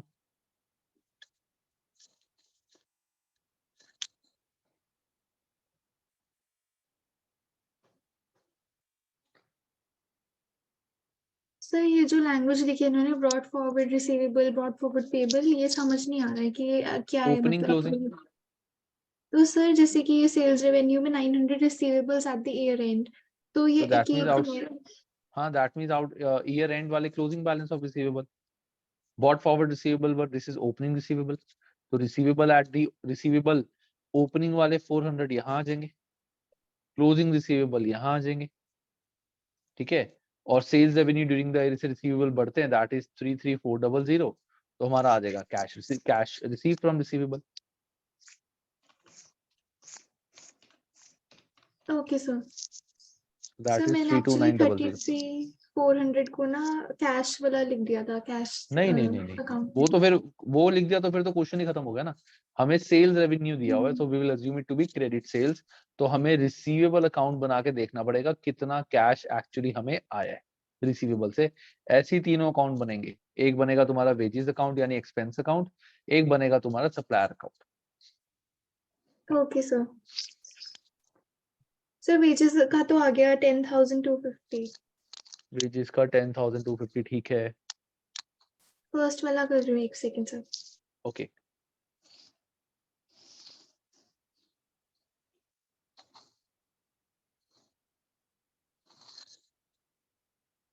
अमित, स्नेहा,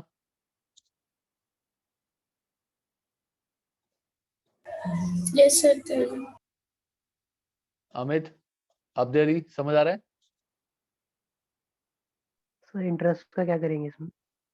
इंटरेस्ट, हमें cash flow from operating activity निकालना है ना, तो ये तीनों चीजें करने से हमारा क्या निकल जाएगा, कैश जनरेटेड फ्रॉम ऑपरेशंस, और उसमें से तुम्हें याद होगा हम माइनस करते थे इंटरेस्ट पेड एंड माइनस करते थे इनकम टैक्स पेड. तो इनकम टैक्स के बारे में कुछ नहीं बोला हुआ. इंटरेस्ट पेड 2100 वाज पेड, तो 2100 हम बाद में जो आंसर आएगा उसमें से माइनस कर देंगे. तो पहले हम निकालेंगे cash receive from customers, cash paid to suppliers, cash paid to employees. ये तीनों चीजें निकालेंगे, हमारा आ जाएगा कैश जनरेटेड फ्रॉम ऑपरेशंस, उसमें से माइनस कर देंगे इंटरेस्ट पेड. Okay sir. हाँ सर, मेरा 3600 आ गया. 3600 सही आंसर है. जल्दी से सारे बताओ. अब्दे अली, स्नेहा, अमित. यस सर, आ गया. ओके सर आ गया answer. Okay. Amit yes sir. Yes sir. पक्का डर के तो नहीं बोल रहे कि सारे बोल रहे हैं मैं पीछे रह जाऊंगा? नहीं सर, आ गया. ठीक है, चलो 30.18. अरे ये क्या हो गया, एक सेकंड.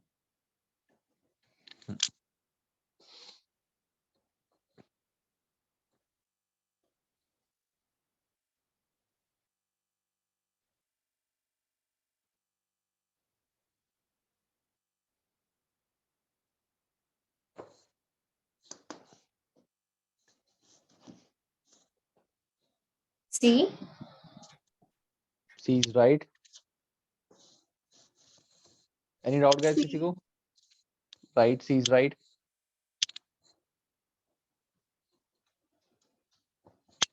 कोई डाउट नहीं है किसी को? 30.19.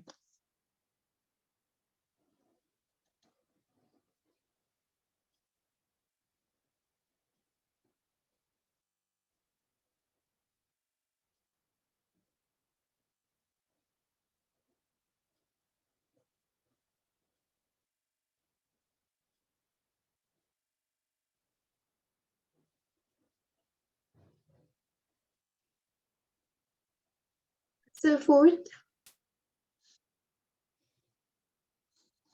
Fourth.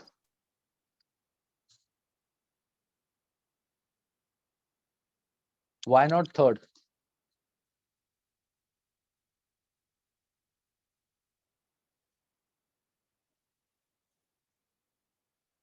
Sir, even if he manages the accounts, the cash flow, cash available नहीं है तो ऑब्वियसली ऑपरेशन तो फेल करेगा ही. नहीं, I am asking why third is not right. जो is correct, proactive cash flow management is required under cash flow statement के. Cash management करनी पड़ेगी क्योंकि कैश शॉर्टेज चल रहा है, कैश शॉर्टेज बहुत ज्यादा है, तो ऑफ कोर्स कैश मैनेजमेंट करनी पड़ेगी. तो why third is wrong? Your answer is right. Fourth is the right answer. That is absolutely right. A business does not have cash available to fund is likely to fail. That is right. But why not third?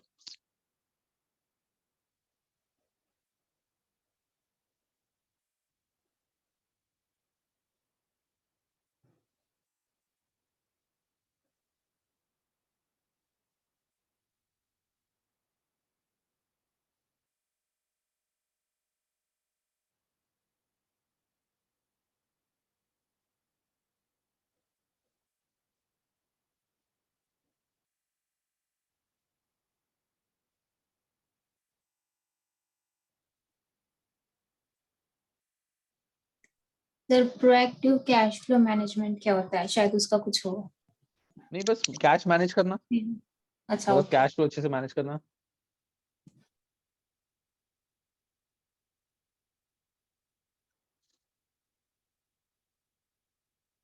Sir, I think 4 is more suitable.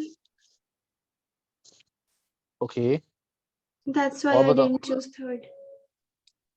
Okay, ठीक है, you can also give this answer.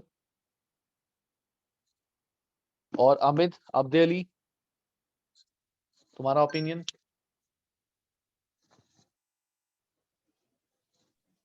Yes, sir. Fourth is more suitable. Okay, Abde Ali? Sir question ही समझ नहीं आया। Question समझ नहीं आया। Question is Toots company has made healthy profit for the past year, काफी सारे प्रॉफिट्स है उसके, लेकिन although at times the company has been close running out of cash, कि उसके पास बहुत बार ऐसा होता था कैश खत्म हो जाता था। मैंने तुम्हें जब ये कैश फ्लो चैप्टर स्टार्ट किया था, मैंने बिगिनिंग में बताया था प्रॉफिट का हमारे कैश से कोई रिलेशन नहीं है, मतलब ऐसे डायरेक्ट रिलेशन नहीं है। जरूरी नहीं है कि कंपनी अगर हमारे प्रॉफिट्स कमा रही है दैट मींस उसके पास कैश भी उतना आ रहा है। तो इसके साथ यही हो रहा था कि प्रॉफिट खूब कमा रही थी लेकिन कैश नहीं आ रहा था। Because Toots company is profitable, Adam जो उनका अकाउंटेंट था, he was unconcerned about cash shortage, उसको कैश से कोई फर्क नहीं है। वो कह रहे कोई बात नहीं, कैश कम है ज्यादा है मुझे फर्क नहीं पड़ता, प्रॉफिट तो है ना, कोई बात नहीं, हो जाएगा ठीक। जो the financial controller at Toots company is concern, जो कंसर्न है वो कह रहा है नहीं यार ये तो कंसर्न है, कैश कम है। जो टेल्स एडम, जो ने बताया कि प्रॉफिट तो पेपर्स पे ठीक है बट रियलिटी में तो हमें कैश चाहिए ना, अगर बिजनेस में कैश ही नहीं होगा हम कितना उधारी पे काम कर लेंगे। अगर इतना हम सेल प्रॉफिट बढ़ते जा रहे हैं लेकिन कैश ही नहीं हम कमा रहे, सारी की सारी क्रेडिट सेल कर रहे हैं, रिसीवेबल से पैसे ही नहीं आज हमारे पास आ रहे, तो फायदा क्या उस बिजनेस का। तो जो believes to company need to take more proactive approach toward cash flow management, कि जो ने बोला कि भाई तुम्हारे को कैश फ्लो मैनेजमेंट करना पड़ेगा, बहुत अच्छे से करना पड़ेगा कि कैश भी तुम्हारे पास है, ऐसे प्रॉफिट्स का कोई फायदा नहीं। क्वेश्चन समझ आया आप दे लिए अब? Yes sir. तो इससे हमें समझ आ गया कि जो सही है, एडम गलत है कि भाई ऐसा थोड़ी है कि कैश कम है तो चलते रहने दो बिजनेस को, तो जो सही है। सब बच्चों ने आंसर दिया है फोर्थ, जो is correct, a business that does not have cash available to fund operations is likely to fail, this is right. But third, why third is wrong, इसका आंसर क्या है, ध्यान से सुनना, क्या इसमें लाइन बहुत ध्यान से पढ़ेंगे, वर्ड टू वर्ड। जो is correct, proactive cash flow management is required, ये जरूरी है। यहां तक अगर स्टेटमेंट लिखी होती तो ये सही होता। Under IAS 7 statement of cash flow, under IAS 7 statement of cash flow मतलब कैश फ्लो स्टेटमेंट के अकॉर्डिंग, कैश फ्लो स्टेटमेंट के अकॉर्डिंग कोई प्रोएक्टिव मैनेजमेंट नहीं होती है। कैश फ्लो स्टेटमेंट तो सिर्फ एक कैश फ्लो स्टेटमेंट है जो ऑपरेटिंग, इन्वेस्टिंग, फाइनेंसिंग से हमें ये बताती है कि कितना कैश आया या गया है। वो कभी ये नहीं बताती हमें कि कैश हमें मैनेज कैसे करना है। वो तो हम उसको देख के एनालाइज करते हैं कि हमें कैश को कैसे मैनेज करना है। तो एज पर IAS 7 हमारे को सिर्फ preparation of cash flow statement है, ना कि मैनेजमेंट इज रिक्वायर्ड। हम कर सकते हैं preparation of cash flow statement under IAS 7। इसमें क्या लग रहा है कि IAS 7 के अकॉर्डिंग हमें कैश फ्लो को मैनेज करना पड़ेगा, ऐसा कुछ नहीं है। IAS 7 कैश फ्लो को मैनेज नहीं करता है, वो सिर्फ हमें ये बताता है कि स्टेटमेंट ऑफ कैश फ्लो बननी कैसे है। That's why third is not the right answer. That is what मैं बोल रही थी, I was trying. Okay, Yeah. ठीक है, सबको समझ आ गई? Yes, sir. Yes. चलो 30.20 का बताओ। सर ऐसे एग्जाम में एक्सप्लेन करने के लिए भी आएगा? और ऐसे एक्सप्लेनेशन तुम्हारे से नहीं पूछी जाएगी, वो तो वैसे ही मैं बता रहा हूँ। नेचुरल क्वेश्चन में पूछा गया ना व्हाई, किसमें? इसी क्वेश्चन में। नहीं, वो तो वही आ गया ना, वो करेक्ट क्यों है, वो तो ऑप्शंस में आ सकता है, जैसे ऐसे ऑप्शंस दिया हो वैसे क्वेश्चन आ सकते हैं। मतलब तुमसे नहीं पूछा जाएगा कि तुम इसको एक्सप्लेन करो, लिखो। एक्सप्लेनेशन सपोज गिवन होगी, you will have to choose the answer. आ सकते हैं, बिल्कुल ऐसे क्वेश्चंस भी आ सकते हैं।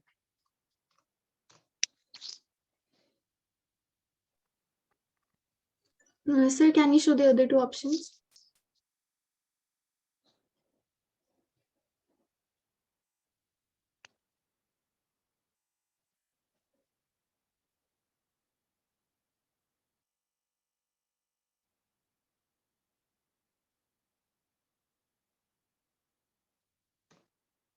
Sir, I think it's second. Absolutely right. Sir इसके मीनिंग्स बता दो मुझे, इसमें डाउट था. Okay. Which of the following statement correctly identifies as a valid disadvantage to users of financial statement of the statement of cash flow? कि statement of cash flow में ऐसा कौन सी चीज है जो users के लिए एक disadvantage है? Under IAS 7 cash flow statement, an entity may use any format of their statement. ये गलत है. Format तो simple होता है. एक ही format हम सबको follow करना होता है, तो this statement is entirely wrong. There is an opportunity to reclassify some cash outflow that might have been reported in operating section as investing cash outflow. Point is, जब हम कैश फ्लो स्टेटमेंट बनाते हैं, हम कुछ चीजों को investing profit से हटा के इन्वेस्टिंग में डालते हैं, जैसे इंटरेस्ट रिसीव्ड, रेंट रिसीव्ड. हम वैसे तो जब प्रॉफिट एंड लॉस स्टेटमेंट बनाते हैं उसमें हम लिखते हैं कि ये प्रॉफिट में से सारा ऐड होगा हमारी अदर इनकम से, नॉर्मली हम वो शो करते हैं. लेकिन कैश फ्लो स्टेटमेंट में हम ऑपरेटिंग से हटा के उसको इन्वेस्टिंग में डाल देते हैं. तो इट मींस यूजर्स के लिए डिसएडवांटेज है, उनको समझ नहीं आता कि हम प्रॉफिट एंड लॉस की फिगर को कंसीडर करें या कैश फ्लो को कंसीडर करें. तो there is an opportunity to reclassify some cash outflow as might have been reported in operating section as investing cash outflow. तो इसीलिए हम उसको वहां से हटा देते हैं, ऑपरेटिंग से निकाल देते हैं उसको. तो यूजर्स के लिए this is like a disadvantage, valid disadvantage, कि भाई हमें समझ नहीं आ रहा कि तुमने प्रॉफिट में पहले डेप्रिसिएशन माइनस करा, बाद में उसको ऐड बैक कर दिया, क्यों करें.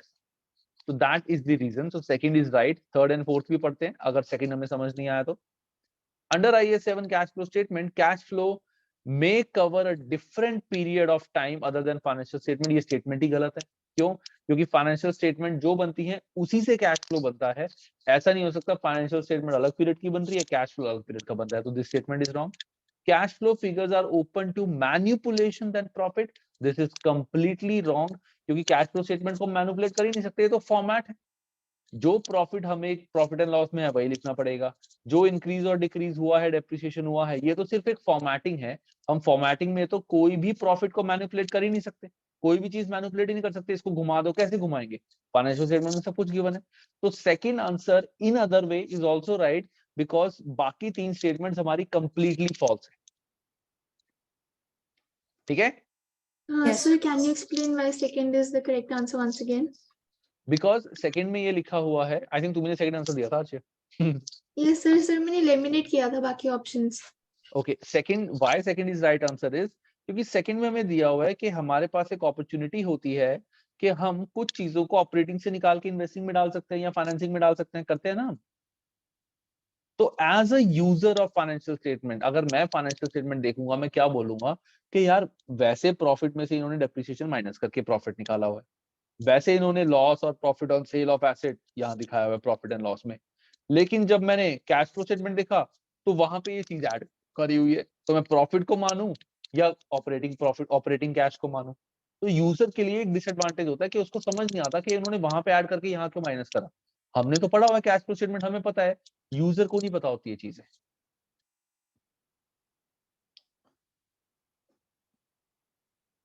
ठीक है? Okay, sir. चलो लास्ट क्वेश्चन 30.21 जल्दी से करो.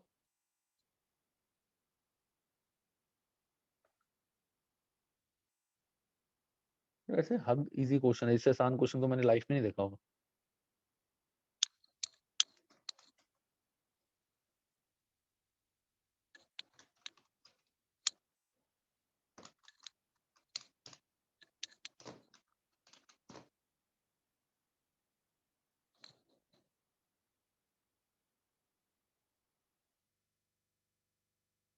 seven lakh 29.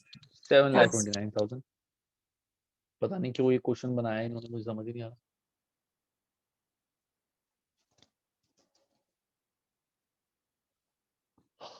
सबका हो गया गाइस?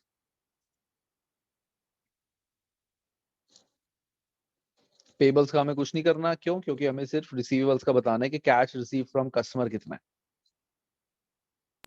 So 7,29,000. परफेक्ट. अच्छा गाइस, एक चीज मुझे जो लग रहा है वो ये है कि इस चैप्टर के जो एग्जाम किट के क्वेश्चंस हैं वो काफी इजी दिए हुए हैं एज कंपेयर टू कपलान. ठीक है, मतलब इसमें ऐसा भी नहीं हुआ काफी ज्यादा इजी, बट हाँ इसमें बहुत बड़े बड़े क्वेश्चंस, कैलकुलेशन वाले क्वेश्चन इतने ज्यादा नहीं थे जो नॉर्मली 2 मार्कर्स में आते हैं. तो what I will be doing, मैं इस चैप्टर की जो एग्जाम किट वीडियो मैंने कपलान की बनाई हुई है वो भी मैं तुम्हारी वी गाइड ऐप पे अपलोड करवा दूंगा। मैं आज ही वी गाइड ऐप में वो वीडियो दे देता हूँ, वो मैं अपलोड करवा दूंगा। तो ये एग्जाम किट हमने इसकी बीबीपी की कर ली है। कपलान की भी वीडियो तुम देख लेना जहाँ पे मैंने सारे क्वेश्चन सॉल्व कराए हैं। तुम क्या करना, पहले वो वीडियो देख के खुद पॉज करके वो क्वेश्चन पढ़ना, क्वेश्चन समझना, खुद आंसर निकालना, देन मेरा सॉल्यूशन देखना। लेकिन इस चैप्टर के तुम्हें कपलान के भी क्वेश्चंस करने पड़ेंगे बिकॉज इसके थोड़े से ट्रिकी क्वेश्चंस हैं जो इन्होंने यहाँ कवर नहीं किए। आई थॉट के होंगे बट मैंने जब सारे देखे तो आई केम टू नो कि नहीं, वो क्वेश्चंस नहीं है। तो I will be giving the video by today only and आज या मैक्सिमम कल सुबह तक वो वीडियो भी अपलोड हो जाएगी। तो उसके भी क्वेश्चंस तुम कल परसों कल तक आराम से कर लेना। सैटरडे से विल स्टार्ट विद कंसोलिडेशन। तो मैं तुम्हें एक हिंट दे देता हूँ, मतलब हिंट इन द सेंस एक तुम्हें आइडिया देता हूँ। तो सैटरडे 17 को consolidation and consolidation of financial position, ये दोनों हम साथ साथ करेंगे। एंड 20th को, that means on Tuesday, we will be doing consolidation of profit and loss account. 20th को हमारा पूरा सिलेबस कंप्लीट हो जाएगा। ठीक है, अगर कुछ हुआ तो 22 मैक्सिमम, अदरवाइज 20 को हमारा सिलेबस कंप्लीट हो जाएगा। उसके बाद देन तुम अपनी रिवीजन करोगे and we will be going for mocks and उसके बाद whenever you feel you can give your exam. Okay sir. ठीक है, मैं तुम्हारे को इसकी कपलान की जो है वो मैं अभी कपलान की एग्जाम की जो है इस चैप्टर की वो मैं अभी ऐप में कराता हूँ, वो जरूर कर लेना, वो भी इम्पोर्टेंट है। सर जैसे कि जो प्रीवियस चैप्टर्स है ना, तो बीपीपी के क्वेश्चंस तो हो गया बट कापलान के क्वेश्चन में थोड़ा बहुत प्रॉब्लम आता है। तो सर आप उसके लिए एग्जाम किट के क्वेश्चंस, हाँ एग्जाम किट। देखो उसके लिए Sneha what I would suggest ना कि जो भी चैप्टर्स के तुम्हारे डाउट्स हैं तुम आई ट्राइड उसका ना, तो यू डू वन थिंग, तुम उसका सब्सक्रिप्शन ले लो, I will pay you the amount. ठीक है, तो मेरे YouTube चैनल का सब्सक्रिप्शन ले लो, तुम मेरे को अपनी अकाउंट डिटेल दे देना, आई will pay you back the amount. तो वो तुम 1 महीने के लिए कभी भी देख सकती हो। Okay sir. ओके, तुम्हें किसी और को भी अगर चाहिए, किसी और को भी कपलान की एग्जाम किट की वीडियो देखनी है तो तुम मेरे चैनल का सब्सक्रिप्शन ले लो, I will pay you back the amount, कोई इशू नहीं है सर। मतलब थोड़ा सा मुझे उसमें आई ट्राइड कि उसमें अगर कोई ऑप्शन होता है कि मैं तुम्हारे के लिए एक्टिव करूं, वो ऑप्शन मुझे नहीं मिला और वो सारी वीडियोस जो हैं वो मेरे पास अभी अवेलेबल भी नहीं है एंड यूट्यूब से मैं डाउनलोड भी नहीं कर सकता, वो यूट्यूब पे है, दैट्स इट। उसका मेरे को ऑप्शन ही नहीं मिल रहा था कि मैं तुम्हें कहीं से ऐड कर सकूं that you can watch free of cost. तो तुम ले लो एंड तुम्हारे को जिसको भी लेना है you can take and I will pay you back the amount, कोई इशू नहीं है।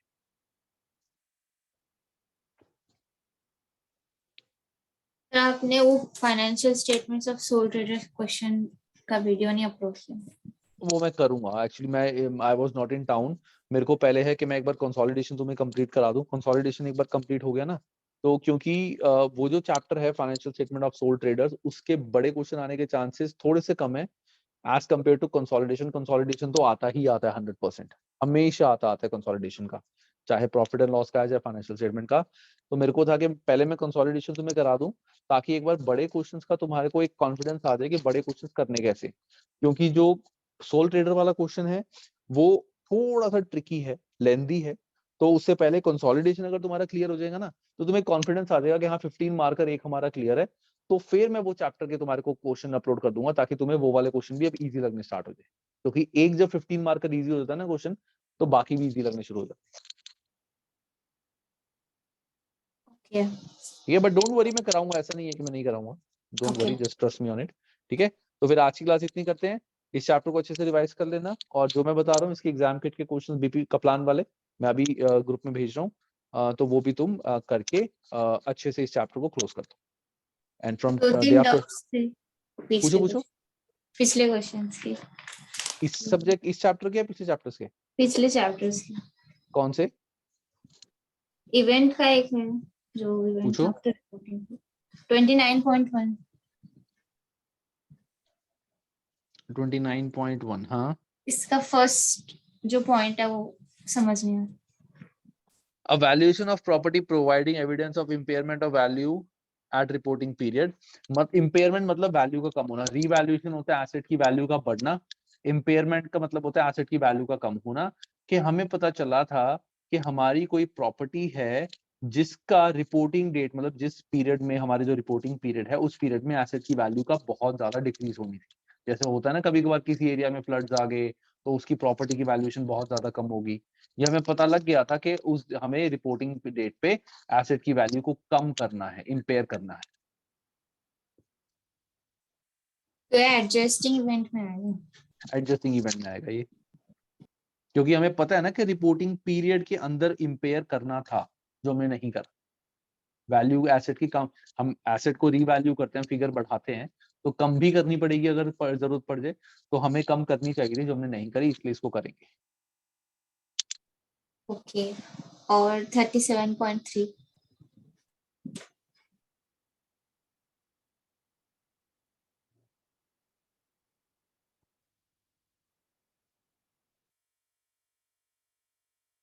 Which of the following transaction would result in increase in capital employed? Capital employed का फॉर्मूला क्या होता है? शेयर होल्डर फंड या share capital plus non current liability, ये होता है हमारा कैपिटल एम्प्लॉयड। तो कैपिटल एम्प्लॉयड किस चीज से बढ़ेंगे? Selling inventory at a profit. अगर मैंने प्रॉफिट में अपना इन्वेंट्री स्टॉक सेल करा तो प्रॉफिट से, तुम्हें याद होगा मैंने बताया था जब हमने अकाउंटिंग क्वेश्चन करा था, जो भी हमारी शेयर होल्डर फंड होता है, शेयर कैपिटल होता है, वो उससे प्रॉफिट ऐड होता है, उसमें लॉस माइनस होता है, प्रॉफिट ऐड। तो यहाँ पे प्रॉफिट ऐड हो जाएगा, दैट मीन्स कैपिटल एम्प्लॉयड हमारी इंक्रीज हो जाएगी। बैड डेट्स लॉस होता है, लॉस यहाँ से माइनस होगा तो डिक्रीज होगी। पेइंग पेबल इन कैश, इसका हमारे शेयर होल्डर फंड या नॉन करंट लायबिलिटी से कोई रिलेशन ही नहीं है, क्योंकि payable is current liability. Increase in bank overdraft to purchase non current asset, उसका भी शेयर होल्डर फंड या नॉन करंट लायबिलिटी से कोई रिलेशन नहीं है, क्योंकि bank overdraft is a current liability और purchase of non current asset is a non current asset. इन दोनों से कोई रोल नहीं है इसका, तो इसका आंसर हो जाएगा ए। ओके, 37.6 ये समझ आ गया पहले? या इसकी तो मैंने एग्जाम किट की वीडियो डाली नहीं हुई ग्रुप में, नहीं पता। आई थिंक डाली है मैंने इसकी एग्जाम किट की वीडियो, ओके, मैंने डाली, कोई बात नहीं, चलो। Which of the following ratio which is used to measure how business owes in relation to size? मैंने वीडियो डाली है, देख लेना, बट फिर भी कराता हूँ। owes in relation to its size, कि बिजनेस को टोटल साइज मतलब जो कैपिटल एम्प्लॉयड है, दैट इज टोटल पैसे बिजनेस में कितने लगे हैं, उसमें से बाहर वालों को कितने पैसे देने हैं। टोटल पैसे बिजनेस में कितने लगे हैं, उसमें से बाहर वालों को कितने पैसे देने हैं, वो होता है हमारा which of the following ratio measures how a business owes in relation to its size, के बिजनेस का साइज कितना है, दैट इज कैपिटल एम्प्लॉयड, और उसमें से बाहर वालों को कितने देने हैं। तो इसका आंसर क्या होगा हमारा? एसेट टर्नओवर नहीं, क्योंकि सेल्स का कोई रिलेशन नहीं है इससे, प्रॉफिट का कोई रिलेशन नहीं है इससे। रिटर्न ऑन कैपिटल एम्प्लॉयड, अब गियरिंग इसका आंसर है, but return on capital employed क्यों नहीं है? कि कैपिटल एम्प्लॉयड में हमें कितने पैसे आते हैं, हम ये थोड़ी देख रहे हैं कि कितने पैसे हम अर्न कर रहे हैं, हमें बताना है कि जो टोटल पैसे बिजनेस में लगे हैं उसमें से कितने पैसे बिजनेस ने बाहर वालों को देने हैं। तो ये बताता है हमें गियरिंग, कि टोटल ओनर का पैसा इसमें से इतना है और बाहर वालों का पैसा कितना है। तो दिस इज गियरिंग रेशो, ठीक है? और बताओ, सर एक को करा देना जो ग्रुप में भेजा था मैंने डेप्रिसिएशन का। मैं चेक कर लूंगा, मैंने अभी चेक, एक सेकंड रुको। क्वेश्चन तुमने क्या भेजा था ग्रुप में?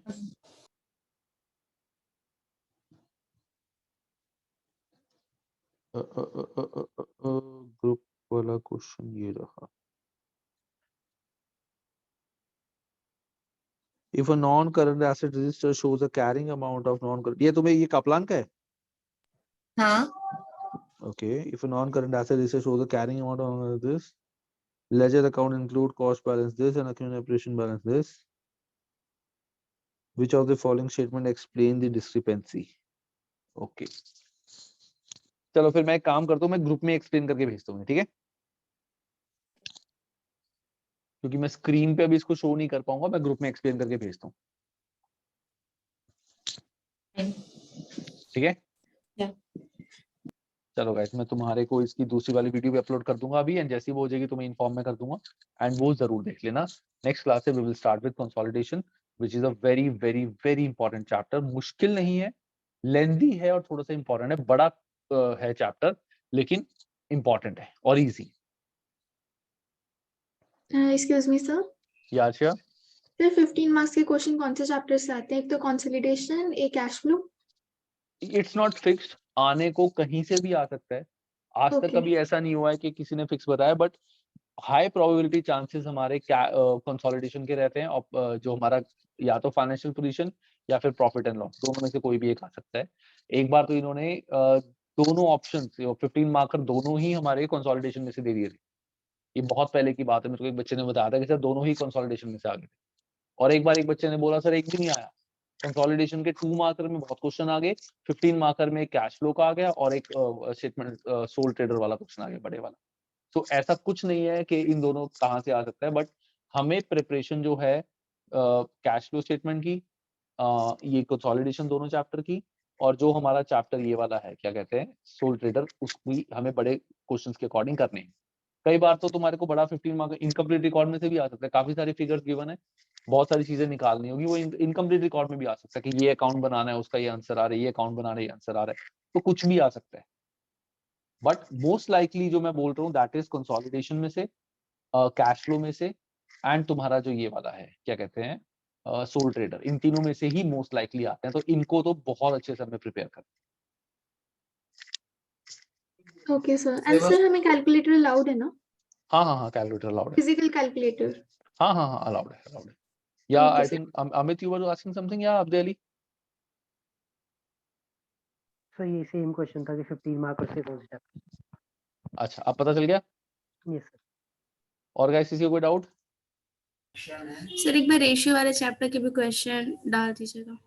वो डाले हुए हैं रेशियो वाले चैप्टर के क्वेश्चंस, मैंने आई थिंक वो वीडियो मैंने इनको दी हुई है। Let me just check, interpretation की मैंने करी हुई है। Just give me 1 second, I am pretty sure कि मैंने करी है।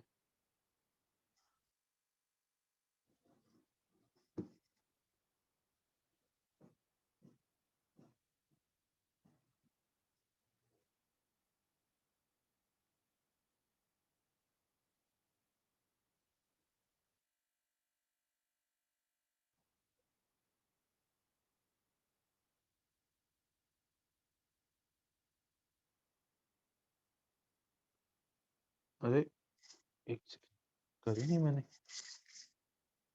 चलो मैं देखता हूँ गाइस, अगर नहीं करी तो मैं करता हूँ, फिर मैं भी इसको करके तुम्हें देता हूँ, ठीक है? Yes sir. चलो, okay guys, take care.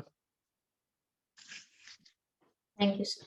Okay, thank you, bye sir. Sir. Okay, bye. Bye sir.